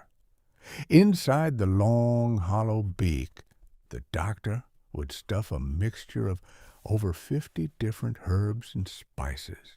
They used dried roses, carnations, mint, camphor, and even crushed cinnamon. The idea was that the good and sweet smells of the flowers would neutralize the bad smells of the plague. As the doctor breathed in, the air would pass through the flowers, and the doctor believed he was breathing in purified air. The red glass eyes were also important. People believed that you could catch the plague just by looking at a sick person. They thought the disease could travel through the evil eye. The red glass was supposed to act as a shield, protecting the doctor's sight from the rays of the sickness. So, here is the big question. Did it work? If you asked a doctor at the time, he would say yes. But today, we know that the flowers in the beak didn't do anything to stop the bacteria. The plague was actually spread by fleas that lived on rats. When the rats died, the fleas would jump onto humans and bite them, passing on the infection. However, in a strange twist of fate, the suit actually did save some doctors' lives, but for a reason they didn't understand. Because the suit was made of thick, waxed leather and covered the entire body. It was very hard for a flea to find a patch of skin to bite. The Birdman wasn't protected from the bad air. He was protected from the bad bugs. By trying to stop a smell, Charles Delorme accidentally created the world's first bite-proof suit. But the plague doctor was more than just a medical worker. He was a public officer. Because the plague was so dangerous, most regular doctors ran away to the countryside as soon as the first person got sick. The plague doctors were often second-rate doctors or young men who were paid a lot of money by the city to stay behind. Their job wasn't just to heal, it was to count the dead and record the last wills of the dying. They were the bookkeepers of the apocalypse. Because they were the only ones allowed to move freely during a lockdown, the plague doctors became very powerful and very mysterious. People began to associate the beak with the Grim Reaper. If you saw the bird mask in your neighborhood, you knew that the city was about to be closed. You knew that the death carts were coming. The costume became so famous that it moved into art, theater, and carnival masks. To this day, the Medico della Peste mask is one of the most popular symbols of the carnival in Venice. The fear of the Birdman finally began to change in the late 1800s. This was the era we have talked about before, when scientists like Louis Pasteur and Robert Koch finally proved that germ theory was real. They showed that diseases weren't caused by smells or evil vapors, but by tiny, living organisms. Once we realized that the bad air wasn't the killer, the need for a beak full of flowers disappeared. Doctors realized they didn't need a bird mask. They needed to wash their hands and use clean bandages.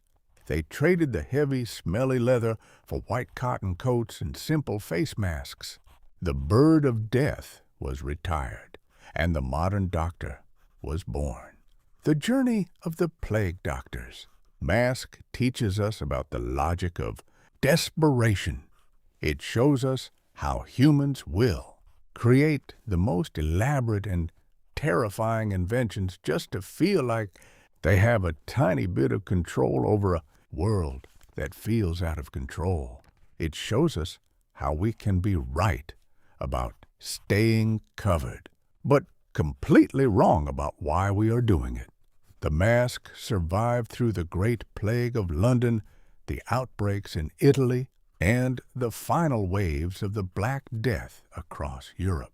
It survived because it gave the doctors the courage to walk into the house of shadows when everyone else was running away. Even if the science was wrong, the bravery was real.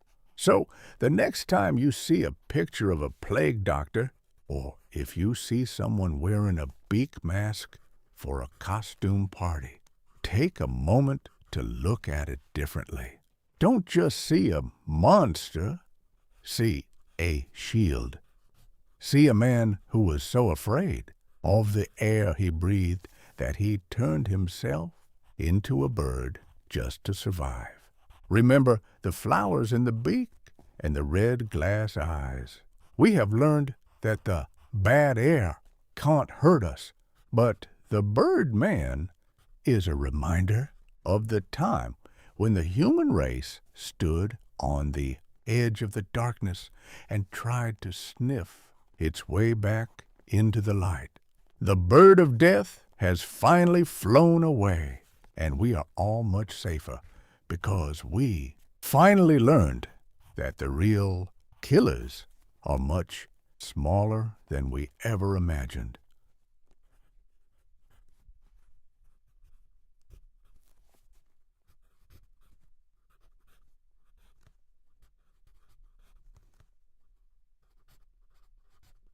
Imagine you are walking along the banks of the River Thames in London in the year 1774. Suddenly, you hear a splash and a cry for help. A man has fallen into the freezing, murky water. By the time he is pulled out, he is blue, cold, and he isn't breathing. Today, we would perform CPR, call for an ambulance, and use an oxygen mask. But in the 1800s, the emergency kit kept along the riverbank didn't contain medicine or bandages. Instead, it contained a long leather tube, a pair of bellows, and a large pile of dried tobacco leaves. A crowd gathers as a doctor arrives. He doesn't pump the man's chest. Instead, he lights the tobacco, attaches the tube to the bellows, and begins to blow thick, hot clouds of tobacco smoke into the drowning victim's body. To us, this sounds like a dark comedy or a cruel joke. We know that smoking causes cancer and heart disease, but for nearly 100 years, the smartest doctors in the world believed that tobacco smoke was the ultimate spark that could restart a human life. This is the story of the tobacco smoke enema, the era when blowing smoke was a literal medical procedure, and how a plant from the New World became the world's most confusing lifesaver. To understand why doctors did this, we have to look at how they understood the body's battery. In the 1800s, doctors believed that life was a form of vital heat. If a person drowned, they believed the body hadn't just stopped working. It had cooled down and stagnated. They thought the internal organs were like a cold engine that just needed a bit of heat and a kick to get moving again. Tobacco, which had recently arrived from the Americas, seemed like the perfect solution. Doctors noticed that when people smoked tobacco, their heart rate went up and they felt a rush of energy. They believed that tobacco was a stimulant that could travel through the body faster than any liquid medicine. They decided that the fastest way to get that heat into a cold, drowning person was through the intestines. They believed that the lining of the gut was like a giant sponge that would soak up the life-giving nicotine and jumpstart the heart.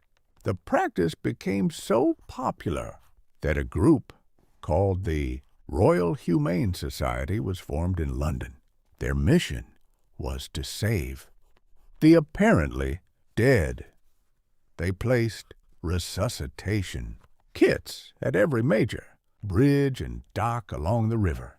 These kits were basically high-powered tobacco pipes. If someone was pulled from the water, the nearest person would grab the kit and start blowing smoke. For a few decades, this was considered the gold standard of emergency medicine. In fact, there were many stories of people waking up after receiving the treatment. Just like with bloodletting, this was often a trap of coincidence. If a person had only been underwater for a few seconds, they might have woken up on their own.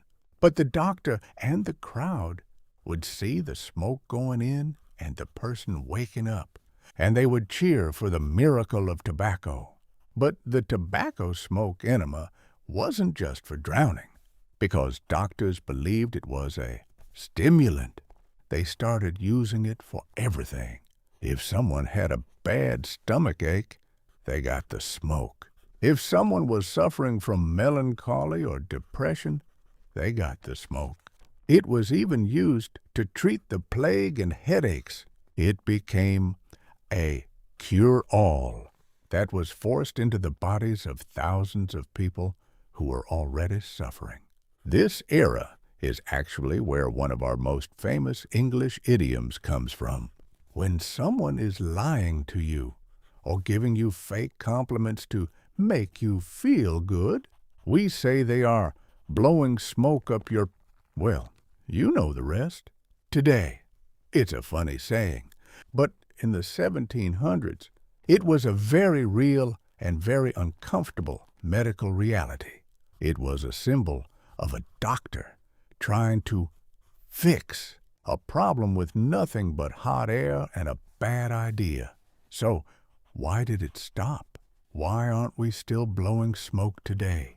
The answer came in the year 1811, and it was a double blow to the reputation of tobacco. First, A scientist named Benjamin Brodie decided to test the theory on animals. He wanted to see if the smoke actually helped the heart or if it was just a myth. He discovered the exact opposite. He found that nicotine is actually a powerful poison when it is absorbed in large amounts through the gut. Instead of starting the heart, the tobacco smoke was actually stopping it. He realized that the miracle cure was actually a hidden killer. The people who had woken up in the past had survived despite the tobacco, not because of it. Second, the world of science was starting to understand respiration. We realized that what a drowning person needs isn't vital heat in their stomach. They need oxygen in their lungs. We began to understand that the heart stops because it runs out of air, not because it gets cold. Once we realized that the lungs were the engine of life, blowing smoke into the rest of the body started to look ridiculous, even to the doctors of the time. By the mid-1800s, the leather tubes and the bellows were removed from the river banks. They were replaced by the first versions of artificial respiration, methods where doctors would move the patient's arms to try and force air into the lungs. The smoke of life was officially retired, and tobacco went from being an emergency medicine to being a social habit that people did for pleasure, and eventually a health crisis that doctors would fight against for the next 100 years. The journey of the tobacco smoke enema teaches us about the logic of the visible. It shows us how humans can see a physical reaction, like a racing heart, from nicotine, and assume it is a good thing, even when it is actually a sign of poisoning. It shows us how desperate we are to find a spark that can bring us back from the edge of death. It survived being the official policy of the Royal Humane Society, being a fashionable treatment for headaches, and being a common sight on the bridges of London. It survived because it looked like it was doing something powerful. It took the birth of real toxicology and a better understanding of the lungs to show us that we were literally just blowing smoke. So, the next time you hear that old saying, or the next time you see a no smoking sign, take a moment to remember the cold banks of the River Thames. Remember the leather bellows and the apparently dead victims. We have learned that life is more delicate than a spark of heat, and that the best way to save a life is to give the body what it actually needs, not what makes the most smoke. The tobacco enema is gone, and we are all much safer, because we finally learned that the river of life needs air, not a pipe.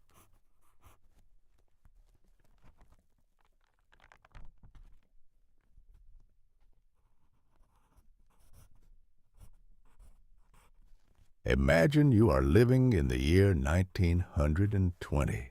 You are reading a magazine, and you see an advertisement for a new health drink called Radithor. The ad shows a bright, energetic man and promises that this drink will give you liquid sunshine. It claims to cure over 100 different diseases, restore your youth, and give you endless energy. You go to the store and buy a small glass bottle. When you take it home and turn off the lights, you notice something magical. The liquid inside is glowing with a soft, beautiful blue light. It looks like a gift from the stars. You drink it every day, feeling like you are filling your body with pure energy. But what you don't know, and what the world is only just beginning to learn, is that the magic inside that bottle is radium. It is an element that is millions of times more radioactive than uranium. Every sip you take is sending tiny, invisible bullets of energy into your bones, where they will stay forever, slowly destroying you from the inside out.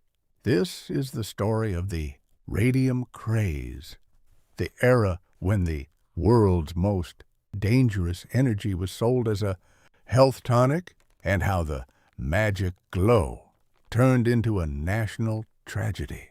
To understand why people were so obsessed with radium, we have to look at how it was discovered in 1898. A brilliant scientist named Marie Curie and her husband Pierre discovered a new element in their laboratory in Paris. They found that this element, radium, gave off an incredible amount of heat and light without any power source. It seemed to defy the laws of physics. It glowed in the dark with a ghostly blue light that Marie Curie thought was beautiful. She even kept a small tube of it next to her bed like a nightlight. At first, the medical world was amazed. They noticed that if you put radium next to a tumor, it could actually shrink the cancer. This was a massive breakthrough. But because they didn't understand how radiation worked, they made a giant logical leap. They thought, if radium can kill bad cells like cancer, then in small doses it must be able to energize and strengthen good cells. They started to call radium the spirit of life. They believed it was a natural energy that the human body was missing, and that by adding more radium to our lives, we could become superhuman. Suddenly, radium was everywhere. It became the most expensive and fashionable substance on Earth. It was used in things you wouldn't believe today. There was radium toothpaste that promised to make your smile glow. There was radium chocolate, radium bread, and even radium water crocks, large ceramic jars lined with radioactive ore. You were supposed to fill the jar with water, let it sit overnight to become charged with radiation, and drink it all day for your health. Women were told that radium cosmetics would give them a permanent glow that didn't need makeup. There were radium heating pads for sore muscles, and even radium-infused wool for baby blankets to keep infants vibrant. Spas opened up across Europe and America, where people would pay huge amounts of money to sit in radioactive rooms or bathe in radium mud. They believed they were soaking up the energy of the sun. In reality, they were soaking up a slow-acting poison that would never leave their bodies.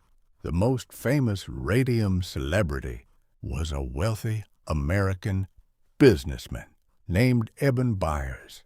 He was a champion, golfer, and a socialite. In 1927, he hurt his arm, and his doctor suggested he try Radithor, the expensive radioactive water we talked about earlier. Byers loved it. He said it made him feel sparkling. He was so convinced it was a miracle that he drank nearly 1,400 bottles of it over several years. He even gave it to his friends and his horses. But radium has a dark secret that science hadn't discovered yet. Radium is chemically very similar to calcium. When you eat or drink it, your body gets confused. It thinks the radium is calcium, so it sends it straight to your bones and your teeth. Once the radium is inside your bones, it stays there. It has a half-life of 1,600 years. This means it sits in your skeleton, firing off tiny radioactive explosions into your marrow every single second for the rest of your life. By 1930, Eben Byers' miracle turned into a horror story. His teeth started falling out. Then his bones began to soften and break. Eventually, his entire lower jaw fell off. He developed massive holes in his skull. The doctors realized too late that he was being cooked from the inside out. When he finally died in 1932, the newspapers ran a famous headline. The radium water worked fine until his jaw came off. His body was so radioactive that he had to be buried in a lead-lined coffin so that his remains wouldn't poison the ground around him. While Eben Byers was suffering, another tragedy was happening in the factories of New Jersey and Illinois. This was the story of the Radium Girls. These were young women whose job was to paint radium onto the dials of watches and clocks so they would glow in the dark. To make the brushes sharp enough to paint the tiny numbers, the girls were told to use their lips to point the bristles. Each time they did this, they swallowed a tiny bit of radium. The girls thought it was fun. They would paint their nails with the glowing paint, or even put it on their teeth to surprise their boyfriends in the dark. But soon they started getting sick with the same bone rot as Eben Byers. Their legs would break just from walking. Their jaws would crumble. When they went to the companies for help, the companies lied to them and told them they were fine. It took a massive, brave legal battle for the Radium Girls to prove that the liquid sunshine was a killer. Their sacrifice was the reason the world finally realized that radiation was not a toy or a medicine. The fear of radium finally brought an end to the craze. In the 1930s, the government began to ban radium from food, drinks, and cosmetics. The Radithor bottles were pulled from the shelves. The radium spas were closed. We realized that while radiation could be used by experts in a hospital to fight cancer, it was a deadly medicine when used by anyone else. The story of radium changed how we think about invisible dangers. It taught us that just because something looks magical and gives us energy in the moment doesn't mean it's safe. We learned that the human body can be tricked by chemicals that look like nutrients but act like poisons. Today, we use radium and other radioactive elements with extreme care. We wear lead aprons when we get X-rays. We have Geiger counters to detect radiation that our eyes and noses can't see. We have learned that the spirit of life can easily become the spirit of death if we don't respect its power. The journey of radium teaches us about the danger of new discoveries. It shows us how humans can be blinded by a magic glow and a beautiful light. It survived being a celebrity health drink, a beauty secret for queens, and a tonic for athletes.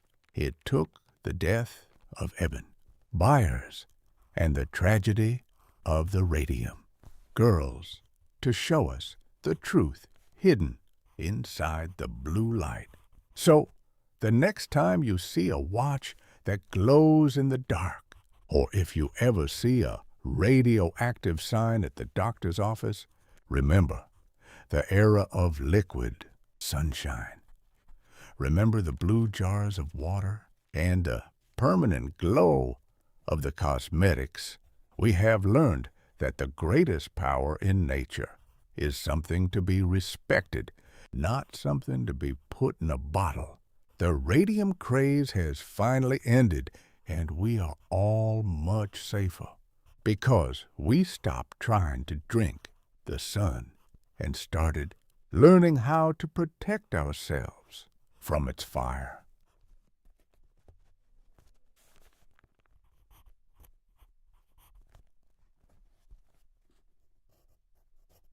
Imagine you are a child living in a sunny suburb in America in the year 1950. It is a hot summer day, and all you want to do is go to the local swimming pool or play at the park with your friends. But your parents won't let you leave the house. They have locked the doors and closed the windows. They tell you that there is an invisible monster outside. Every night you hear the news on the radio. They talk about the crippler.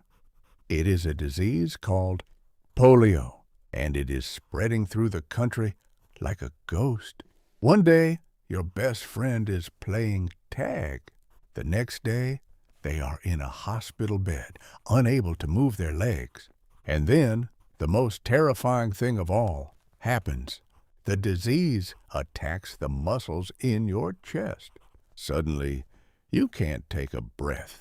It feels like a giant weight is sitting on your ribs, and no matter how hard you try, your lungs won't open. Just as you feel like you're about to slip away, the doctor slides you into a giant yellow metal tube. It looks like a submarine or a piece of heavy machinery from a factory. They lock the door, and only your head sticks out of a small hole at the end. Suddenly, you hear a rhythmic sound. Whoosh hiss, whoosh hiss. Your chest starts to move up and down on its own. The machine is breathing for you. This is the story of the iron lung, the era of the metal cocoon, and the incredible machines that kept a generation alive until the world finally found a way to stop the monster. To understand why the iron lung was so important, we have to understand the terror of polio. For the first half of the 20th century, polio was the most feared disease in the world. It wasn't like the plague or the smallpox, which killed people quickly. Polio was a selective monster. It mostly attacked children. It would enter the body through contaminated water or touch, and in some cases it would attack the nervous system. The worst version was bulbar polio. This is when the virus paralyzed the muscles that control breathing. Before 1928, if a child's breathing muscles stopped working, there was nothing a doctor could do. The child would simply suffocate in their bed while their parents watched in horror. It was a death sentence that arrived with a summer breeze. The miracle happened at Harvard University. Two men, Philip Drinker and Lewis Shaw, realized that if the body couldn't breathe on its own, they had to create an artificial atmosphere. They built a giant, airtight metal tank. They realized that if they lowered the air pressure inside the tank, it would suck the patient's chest outward, pulling air into their lungs. Then they would increase the pressure, pushing the chest back down and forcing the air out. It was a very simple idea called negative pressure ventilation. In October of 1928, they used it on a girl who was dying of polio. Within seconds of turning on the machine, her blue face turned pink. She started to breathe. The metal cocoon had snatched her back from the edge of death. By the 1940s and 50s, iron lung wards became a common sight in hospitals. Imagine walking into a giant room filled with 50 or 60 of these metal tanks, all lined up in rows. The sound was unforgettable, a constant, rhythmic heartbeat of whoosh hiss from dozens of machines working at once. For the children inside, life was very strange. They were trapped in a metal box. They couldn't move their arms or legs. They couldn't feed themselves. They spent their days looking at the world through a small mirror attached to the top of the tank, which allowed them to see the nurses walking behind them. They played games by shouting to the children in the next tank. They watched movies projected onto the ceiling. Some children stayed in the lung for just a few weeks until their muscles recovered. But for others, the paralysis never went away. They spent years, and sometimes their entire lives, inside the machine. The deadly medicine aspect of the iron lung wasn't the machine itself. It was the fear and the isolation that came with it. Because people didn't know exactly how polio spread, the children in iron lungs were often kept in total isolation. Their parents could only visit them for a few minutes a week, looking at them through a glass window. The machine was a lifesaver, but it was also a prison. It saved the body, but it was incredibly hard on the soul. The public was so moved by the sight of children in these machines that they started a massive movement called the March of Dimes. People all over America started sending their spare dimes and pennies to the government to help pay for more iron lungs and to find a cure. This was the first time in history that a crowd-funded medical movement changed the world. Finally, in 1955, the world changed forever. A scientist named Jonas Salk announced that he had created a vaccine for polio. He didn't want to make money from it. He didn't even patent it. He said, "Could you patent the sun?" Within a few years of the vaccine being given to children, the invisible monster began to disappear. The number of people needing iron lungs dropped from thousands to almost zero. As the years went by, technology improved. We invented smaller ventilators that used positive pressure, blowing air directly into the lungs through a tube. These machines were much smaller and didn't require a giant metal tank. One by one, the yellow and green iron lungs were rolled out of the hospitals and into storage basements or museums. The era of the metal cocoon was over. But the story has a very inspiring postscript. There were a few people who had lived in iron lungs for so long that their bodies couldn't adjust to the new machines. One famous man, Paul Alexander, lived in his iron lung for over 70 years. He didn't let the machine stop him. He went to law school, he became a lawyer, and he wrote a book, all while spending his life in the metal tank. He called his machine his iron pony. He proved that the human spirit is much stronger than any virus or any metal box. Today, we look at the iron lung and see a scary or barbaric machine. It looks like something from a science fiction movie about the past. But to the parents of the 1950s, that machine was the most beautiful thing in the world. It was the heartbeat of their child. It was the only thing standing between their family and a tragedy. The journey of the iron lung teaches us about the power of human invention in desperation. It shows us how we can build a second body for someone when their own body fails. It survived the worst epidemics in history and paved the way for modern critical care. Every ventilator in a modern hospital today, including the ones used during the COVID-19 pandemic, is a direct descendant of that first metal cocoon. So, the next time you take a deep, easy breath, think about the children of the 1950s. Remember the whoosh hiss of the wards and the small mirrors above the tanks. We have learned that we don't need magic to save lives. We need science. We need dimes. And we need the courage to keep breathing, even when the air feels heavy. The iron lung is a reminder that even when the invisible monster is at the door, we have the power to build a shield and wait for the light. The metal cocoon has finally opened, and the world is breathing much easier because of it.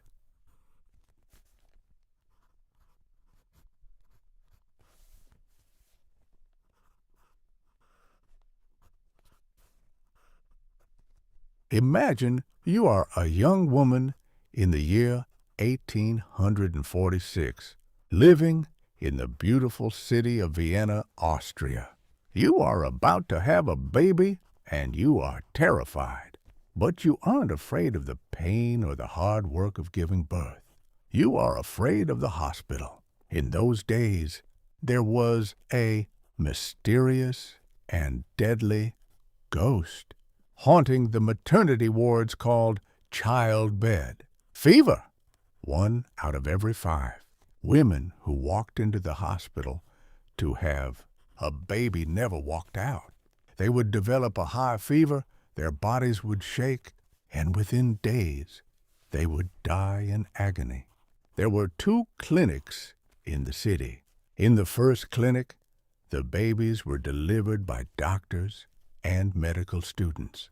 In the second clinic, the babies were delivered by midwives, women who were trained but weren't scientists. Here was the strange and terrifying part. Everyone in the city knew that if you went to the doctor's clinic, you were 3 times more likely to die than if you went to the midwife's clinic. Women would literally beg on their knees in the street, crying and pleading not to be sent to the doctors. They preferred to give birth in the dirty alleyways rather than step foot in the scientific ward. This is the story of Ignaz Semmelweis, the man who solved the mystery of the childbed fever. It is a story about the discovery of invisible killers, the arrogance of the medical world, and how a simple bowl of chlorine, water, became the most important medical tool in history. This is the tragic journey of the man who tried to save the world with a bar of soap, only to be destroyed by the very people he was trying to help. To understand why the doctors were so dangerous, we have to look at a typical morning for a medical student in the 1840s. In those days, there was no such thing as germ theory. Doctors didn't know that bacteria existed. They still believed in the miasma theory, the idea that disease was caused by bad smells or evil vapors in the air. Every morning, the doctors and students would go to the autopsy room. They would spend hours cutting open the bodies of people who had died from horrific diseases. They would use their bare hands to touch the organs and the blood.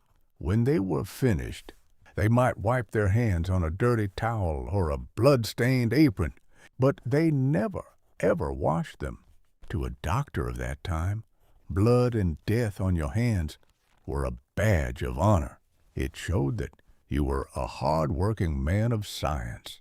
Then, straight from the autopsy room, these same doctors would walk across the hall to the maternity ward. With their hands still covered in invisible bits of the dead, they would examine the women who were about to give birth. They were literally carrying death from the basement to the nursery. But they had no idea. Ignaz Semmelweis was a young doctor at the hospital, and he couldn't stand the smell of the death in his clinic. He was obsessed with finding out why the midwives were so much safer than the doctors. He looked at everything. He wondered if it was the position the women laid in, or the sound of a priest's bell ringing in the hallway. He even tried changing the laundry. Nothing worked. Then a tragedy happened that gave him the answer. One of his close friends, another doctor, accidentally cut his finger with a knife during an autopsy. A few days later, the friend died with the exact same symptoms as the women with childbed fever. Semmelweis had a eureka moment. He realized that whatever was killing the people in the autopsy room was being carried on the doctor's hands to the mothers. He called these invisible killers cadaverous particles. He didn't have a microscope to see the bacteria, but he knew they were there because he could smell them. Even after wiping their hands, the doctor still smelled like the autopsy room. Semmelweis decided on a simple experiment. He placed a bowl of chlorinated lime water at the entrance of the ward. He made a new rule. Every doctor and every student must wash their hands in the chlorine until the smell of death was gone before touching a patient. The results were a miracle. Within just a few months, the death rate in the doctors' clinic dropped from 18% to less than 2%. For the first time in history, the doctor's ward was just as safe as the midwives. Semmelweis had found the cure-all. He had discovered that the invisible killers could be defeated by a simple wash. But instead of being treated like a hero, Semmelweis was treated like an enemy. When he told the other doctors that they were the ones carrying the disease, they were insulted. In those days, doctors were mostly wealthy gentlemen from high society families. There was a famous saying at the time, "A gentleman's hands are always clean." By telling them to wash, Semmelweis was basically calling them dirty. The head of the hospital was so angry that he refused to believe the statistics. He thought Semmelweis was making the doctors look bad. Other doctors laughed at him. They said, "How can something so small that we can't see it kill a grown woman? It's ridiculous." They ignored the lives being saved and focused on their own pride. They stopped washing their hands just to prove that Semmelweis was wrong. The stress of the situation broke Ignaz Semmelweis. He started writing angry letters to famous doctors all over Europe, calling them murderers for not washing their hands. He would stand on the street corners of Vienna, handing out flyers to pregnant women, telling them to demand that their doctors wash before touching them. People began to think he was losing his mind. In 1865, his own friends tricked him. They told him they were taking him to visit a new medical clinic, but instead they brought him to a mental asylum. When Semmelweis realized he was being locked up, he tried to fight his way out.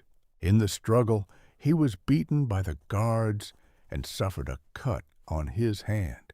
In a cruel twist of fate, the cut became infected with the same invisible killers he had spent his life fighting. 2 weeks later, the man who discovered how to stop childbed fever died from an infection. alone in a dark cell. He was only 47 years old. The tragedy of Semmelweis is one of the darkest chapters in deadly medicine. For 20 years after his death, doctors went back to their old ways. They stopped the hand washing, and the death rates went right back up. Thousands of women died because the medical world was too proud to admit they were wrong. The invisible killers were finally accepted in the 1880s, thanks to scientists we have mentioned before, Louis Pasteur and Robert Koch. They used new, powerful microscopes to actually see the bacteria. They proved that Semmelweis was right all along. Another doctor, Joseph Lister, took the idea further and invented antiseptic surgery, using chemicals to clean the tools and the air in operating rooms. Suddenly, the madman of Vienna became a prophet. Every hospital in the world began to adopt his rules. Today, we call the tendency to reject new evidence because it contradicts our old beliefs. The Semmelweis reflects. It is a reminder that the truth can be right in front of us, but our pride can keep us blind. The journey of hand washing teaches us that the simplest solutions are often the most powerful. It shows us that medicine isn't just about fancy machines or expensive drugs. It's about humility and the willingness to learn from our mistakes. It survived the mockery of the elite, the silence of the textbooks, and the tragic death of its discoverer. Today, we wash our hands dozens of times a day. We have hand sanitizer in our pockets and clean hand signs in every bathroom. We teach our children to sing a song while they scrub with soap. We do this because one man in Vienna was brave enough to stand up and say that his own hands were dirty. So, the next time you turn on the tap and reach for a bar of soap, take a moment to think of Ignaz Semmelweis. Remember the chlorinated lime bowl and the women he saved. We have learned that the invisible killers are everywhere, but we have also learned that we have the power to stop them. We don't need magic or royal touches. We just need a little bit of water and the honesty to admit that even a gentleman's hands can carry the weight of the world. The house of shadows has been brightened by the light of science, and we are all breathing and living much easier because of it.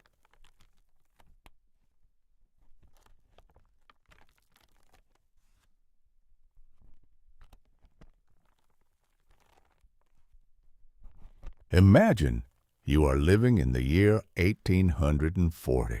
You have a serious problem, a deep infection in your leg that the doctors say will kill you unless the limb is removed. You are taken to a high, cold room at the top of a hospital. There are no monitors, no heart rate sensors, and no oxygen masks. Instead, there is a wooden table with leather straps, a bucket of sawdust on the floor to catch the blood, and a crowd of medical students watching from the stands like they are at a football game. The surgeon enters.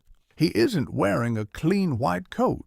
He is wearing an old, stiff apron covered in the dried blood of his last 10 patients. He doesn't tell you to count backward from 10. Instead, he hands you a piece of leather or a lead bullet and tells you to bite down hard. Then 4 strong men grab your arms and legs to pin you to the table. The surgeon picks up a saw, looks at his pocket watch, and begins. Your only job is to try not to die from the sheer shock of the pain. This is the story of surgery without silence, the era before anesthesia. It is a story about the fastest knife in the West, the discovery of laughing gas, and the moment the world finally learned how to turn off the human brain so the body could be healed. This is the journey of how we moved from the torture of the operating table to the peaceful sleep of modern medicine. To understand why surgery was so terrifying, we have to understand that for thousands of years, pain was seen as an unavoidable part of life. Doctors believed that pain was natural and that a patient needed to be awake so the doctor could know they were still alive. If a patient stopped screaming, the doctor assumed they were dead. Because of this, the most important skill for a surgeon wasn't being careful or clean, it was being fast. The superstar of this era was a Scottish surgeon named Robert Liston. He was known as the fastest knife in the West. Liston was so fast that he could amputate a human leg in less than 2.5 minutes. He was so proud of his speed that he would often shout to the crowd of students, "Time me, gentlemen, time me," before he started. But speed came with a deadly price. Because Liston was moving so fast, accidents happened. In his most famous operation, he was working so quickly that he accidentally cut off the fingers of his assistant while he was removing a patient's leg. Both the patient and the assistant died later of infection. A witness in the crowd was so horrified by the sight that he died of a heart attack on the spot. This is the only surgery in history with a 300% mortality rate. One operation, 3 deaths. It shows just how chaotic and dangerous the fast surgery era really was. For the patients, the experience was a living nightmare. They felt every cut of the knife and every scrape of the saw. Many people chose to commit suicide rather than face the surgeon's table. Those who did go through with it often suffered from what we now call PTSD for the rest of their lives. The hospitals were filled with the sound of screaming, which is why operating rooms were often built on the top floors of buildings, so the people on the street wouldn't have to hear the agony inside. The search for silence began in a very strange place, a party. In the early 1800s, young people in England and America started having laughing gas parties. They would sniff nitrous oxide, a gas that made them feel giddy, happy, and numb. They would stumble around, trip over furniture, and laugh hysterically. In 1844, a dentist named Horace Wells attended one of these parties. He watched a man trip and smash his shin against a heavy wooden bench. The man's leg was bleeding and clearly badly bruised, but he didn't cry out. He just kept laughing. Wells realized in an instant that the gas was doing more than making people happy. It was killing the pain. He decided to test it on himself the next day, having a tooth pulled while breathing the gas. He felt nothing. He thought he had found the miracle, but Wells was unlucky. When he tried to show the gas to a group of famous doctors in Boston, the patient let out a small cry during the surgery. The doctors laughed at Wells and called him a fake. Wells was so embarrassed that he eventually lost his mind and committed suicide. He died thinking he had failed, never knowing that he had actually discovered the key to modern surgery. A few years later, another man named William Morton tried a different chemical, ether. Ether was a liquid that turned into a strong-smelling gas. On October 16, 1846, in a room now known as the Ether Dome in Boston, Morton successfully put a patient to sleep before a surgeon removed a tumor from his neck. When the patient woke up, he looked around and asked when the surgery was going to start. He hadn't felt a thing. The surgeon turned to the crowd of shocked students and said, "Gentlemen, this is no humbug." In that single moment, the era of surgery without silence ended forever. The news spread across the world like wildfire. Within months, surgeons in London, Paris, and Berlin were using ether. The screaming in the hospitals finally stopped. But even then, there was deadly medicine hiding in the new discovery. Because doctors didn't understand how much gas to give, many patients never woke up. They would give too much, and the patient's heart would stop. Others were terrified that sleeping was like being dead. And many religious leaders argued that pain was God's will and shouldn't be stopped. Queen Victoria of England helped break this fear when she used a different gas, chloroform, during the birth of her 8th child. She said it was soothing and delightful beyond measure. Once the Queen said it was okay, the rest of the world followed. The journey of anesthesia teaches us about the cost of speed. It shows us that for thousands of years, we were so focused on being fast that we forgot to be kind. It shows us how a party trick with laughing gas turned into the greatest medical breakthrough in history. It survived the fastest knife contests, the public humiliation of Horace Wells, and the religious bans on stopping pain. It took the bravery of a few dentists and the curiosity of a queen to show us that the best surgery isn't the one that is finished the fastest. It's the one where the patient is safe and at peace. Today, we take anesthesia for granted. We go to sleep in a warm room and wake up in a recovery ward, often with no memory of the surgery at all. We have anesthesiologists, specialized doctors whose only job is to watch our breathing and our heart every single second to make sure we stay in that perfect middle zone between life and death. So the next time you have a small procedure or a major surgery, take a moment to be thankful for the silence. Think about Robert Liston and his pocket watch. Think about the Ether Dome and the bite blocks of the past.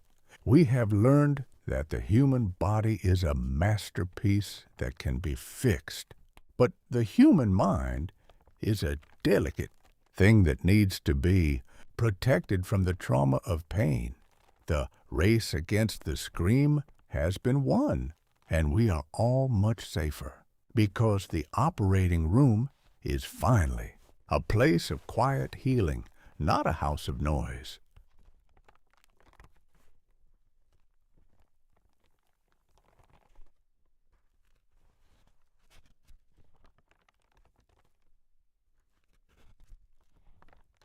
Imagine you are living in a crowded city like London or Edinburgh in the year 1820. You have just attended a funeral for a loved one. You watched as the coffin was lowered into the ground, and you said your final goodbyes. But that night, as you lie in bed, you can't stop worrying. You haven't just lost someone. You are afraid someone is going to steal them. You go back to the graveyard at midnight. You see families sitting by the graves with lanterns and shotguns. You see heavy iron cages called mort safes locked over the fresh dirt. You even see people placing grave torpedoes small, explosive traps inside the coffins. You aren't guarding the grave from ghosts or monsters.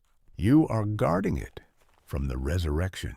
Men, you are guarding it from the doctors who live just down the street.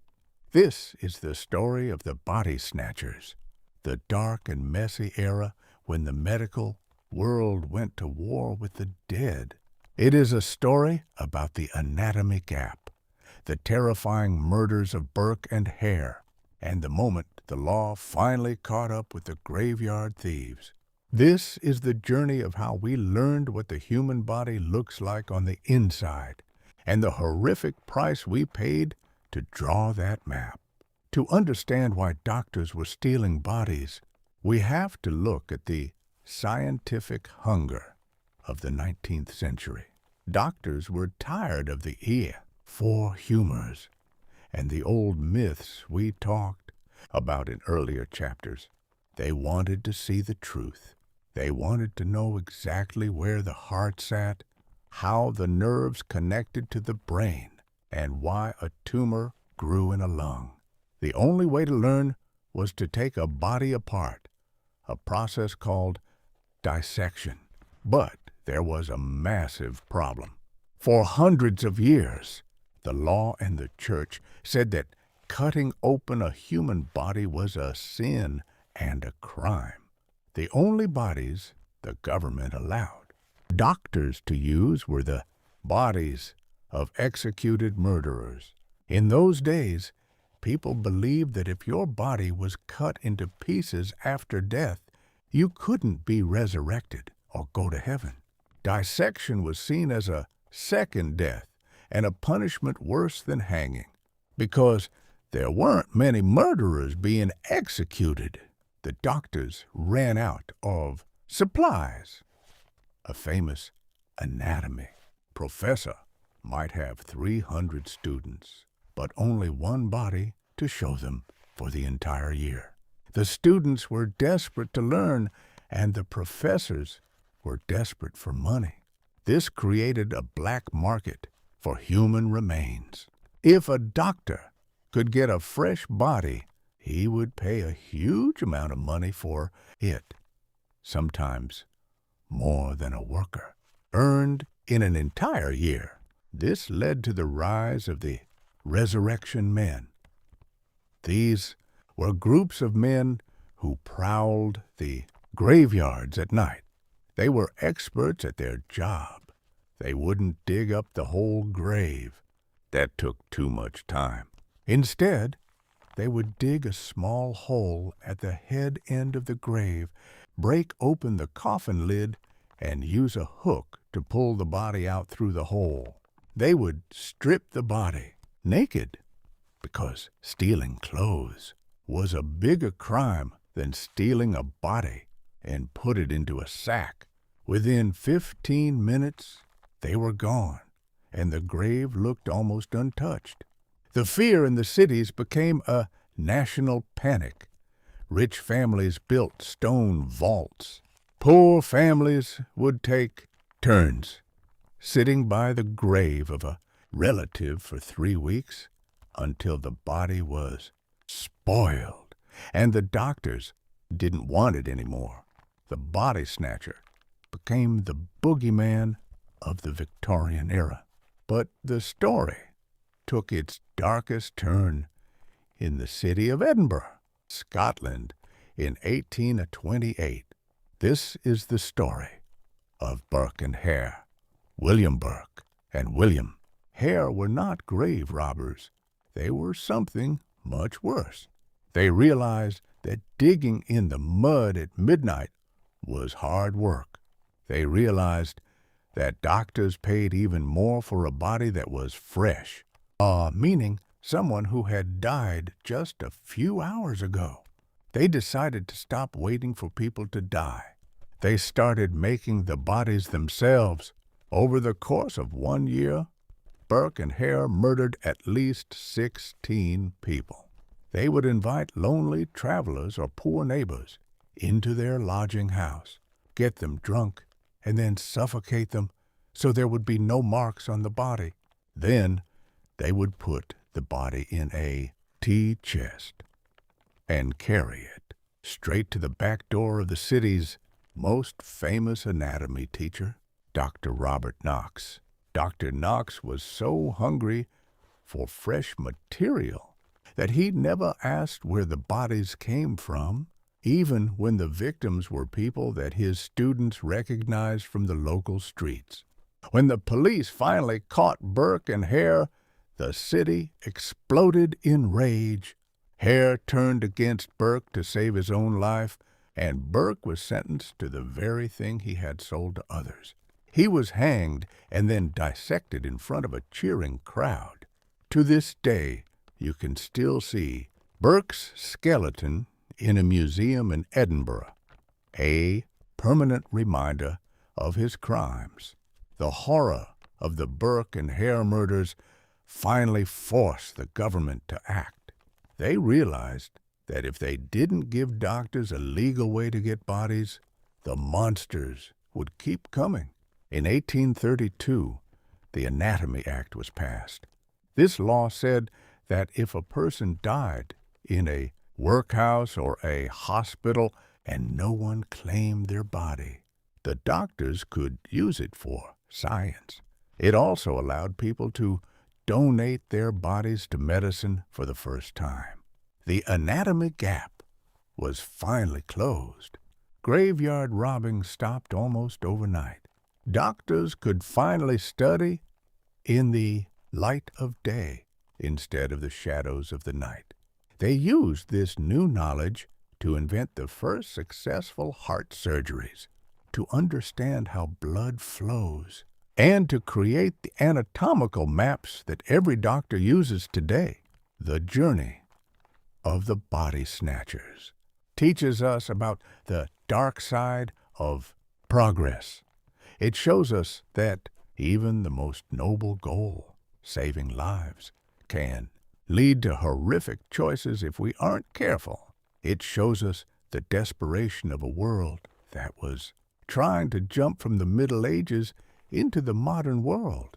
It survived the grave torpedoes, the riots in the streets of Edinburgh, and the silence of doctors like Robert Knox. It took the deaths of 16 innocent people to show the world that we needed to treat the dead with respect if we wanted to help the living. Today, we have a very different relationship with anatomy. Every year, thousands of people around the world choose to become body donors. They see it as a final gift to humanity, a way to help a young student learn how to save a life. There are ceremonies of thanks in medical schools where students honor the people who gave their bodies to science. We have moved from the hook in the dark to a gift of light. So the next time you see a diagram of the human body, or if a doctor explains a surgery to you using a map of your organs, take a moment to think about the resurrection men. Remember the iron cages in the graveyards and the tea chests in Edinburgh. We have learned that the human body is a sacred map, but we have also learned that we must never lose our humanity while we are trying to find the way. The body snatchers are gone, and we are all much smarter and much safer because we've finally learned how to ask for the gift of knowledge instead of stealing it from the ground.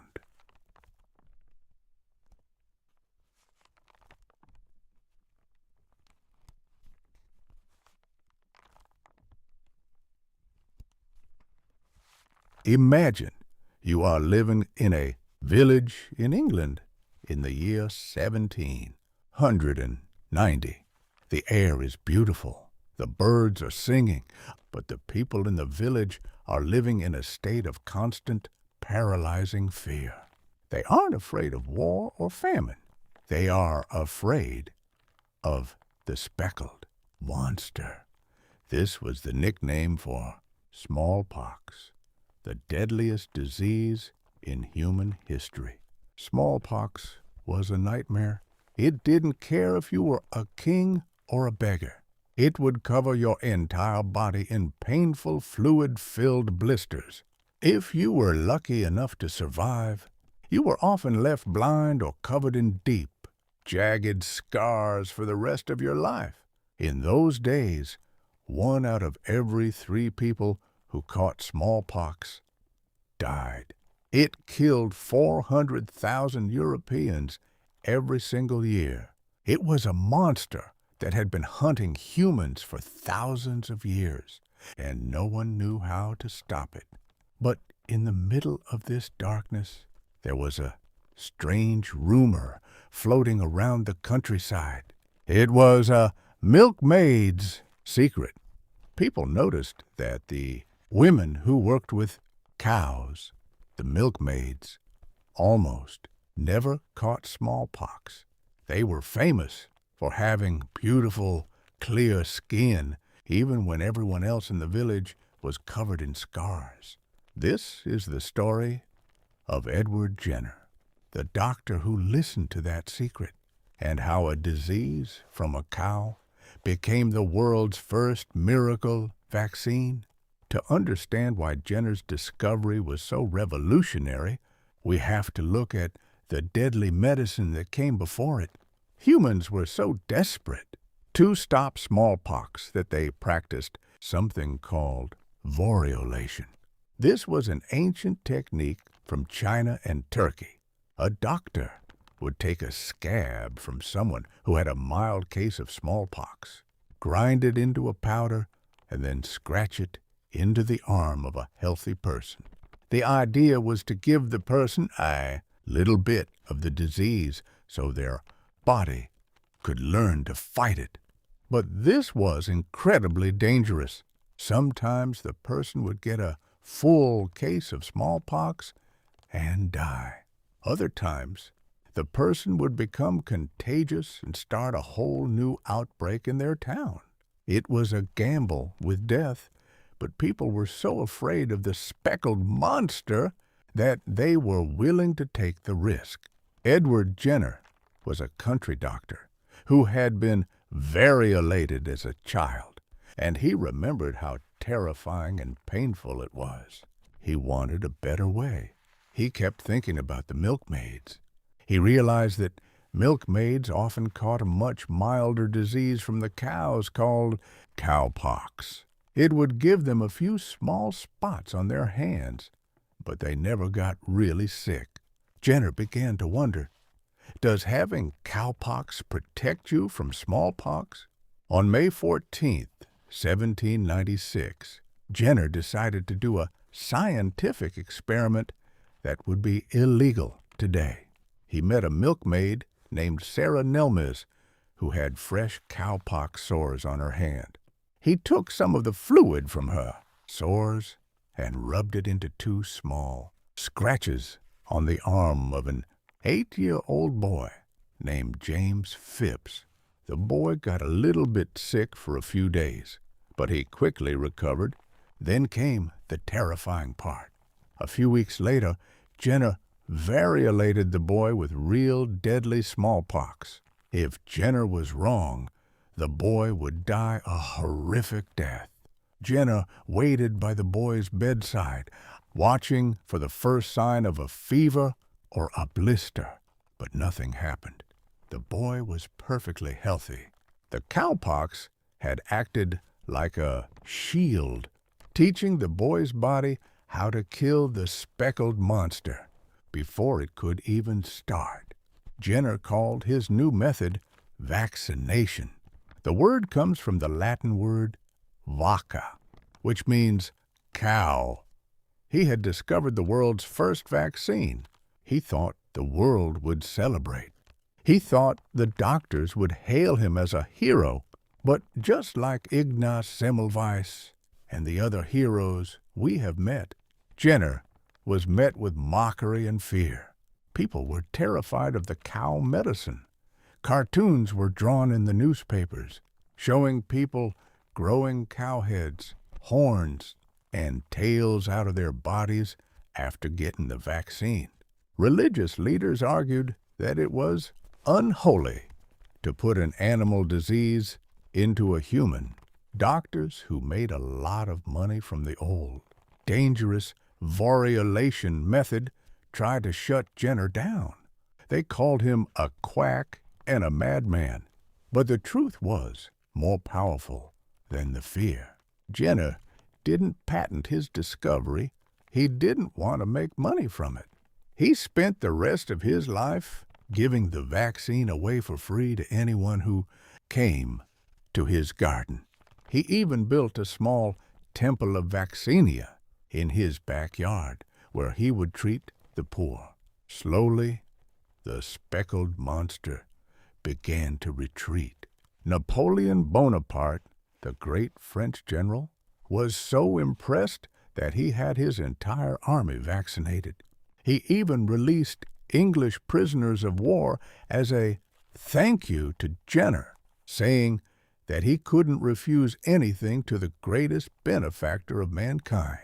Thomas Jefferson, the American president, wrote to Jenner and told him that future generations would look back and know that he was the man who had wiped smallpox from the face of the earth. And Jefferson was right. In 1980, the World Health Organization officially announced that smallpox was eradicated. It is the only human disease we have ever completely destroyed. The speckled monster is gone. It no longer lives in the air or the water or our bodies. It only exists in 2 high-security laboratory freezers in the world. The journey of the first vaccine teaches us about the power of observation. It shows us that the greatest medical breakthroughs don't always come from a fancy laboratory. Sometimes they come from listening to the stories of common people, like milkmaids. It shows us that nature often provides the shield we need if we are only smart enough to look for it.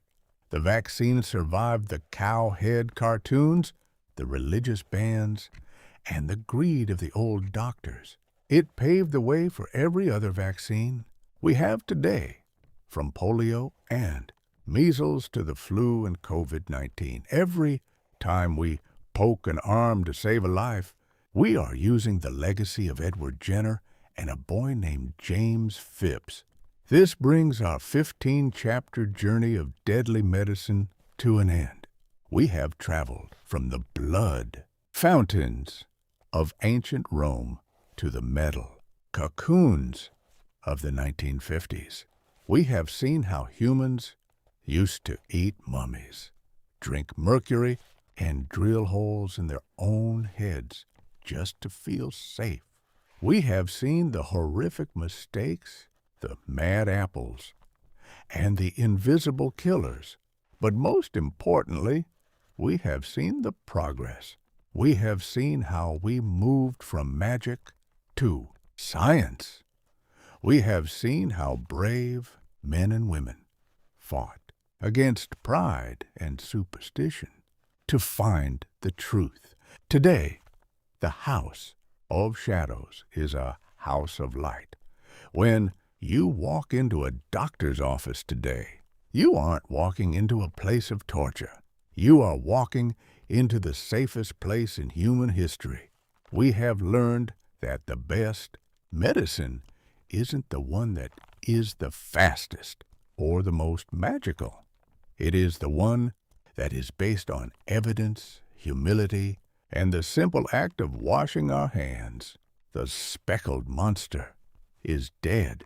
The mad apple is a favorite snack, and the blood fountain has finally run dry. We have survived the era of deadly medicine, and we are finally, truly, learning how to live. The chronicles are complete. Let the healing continue.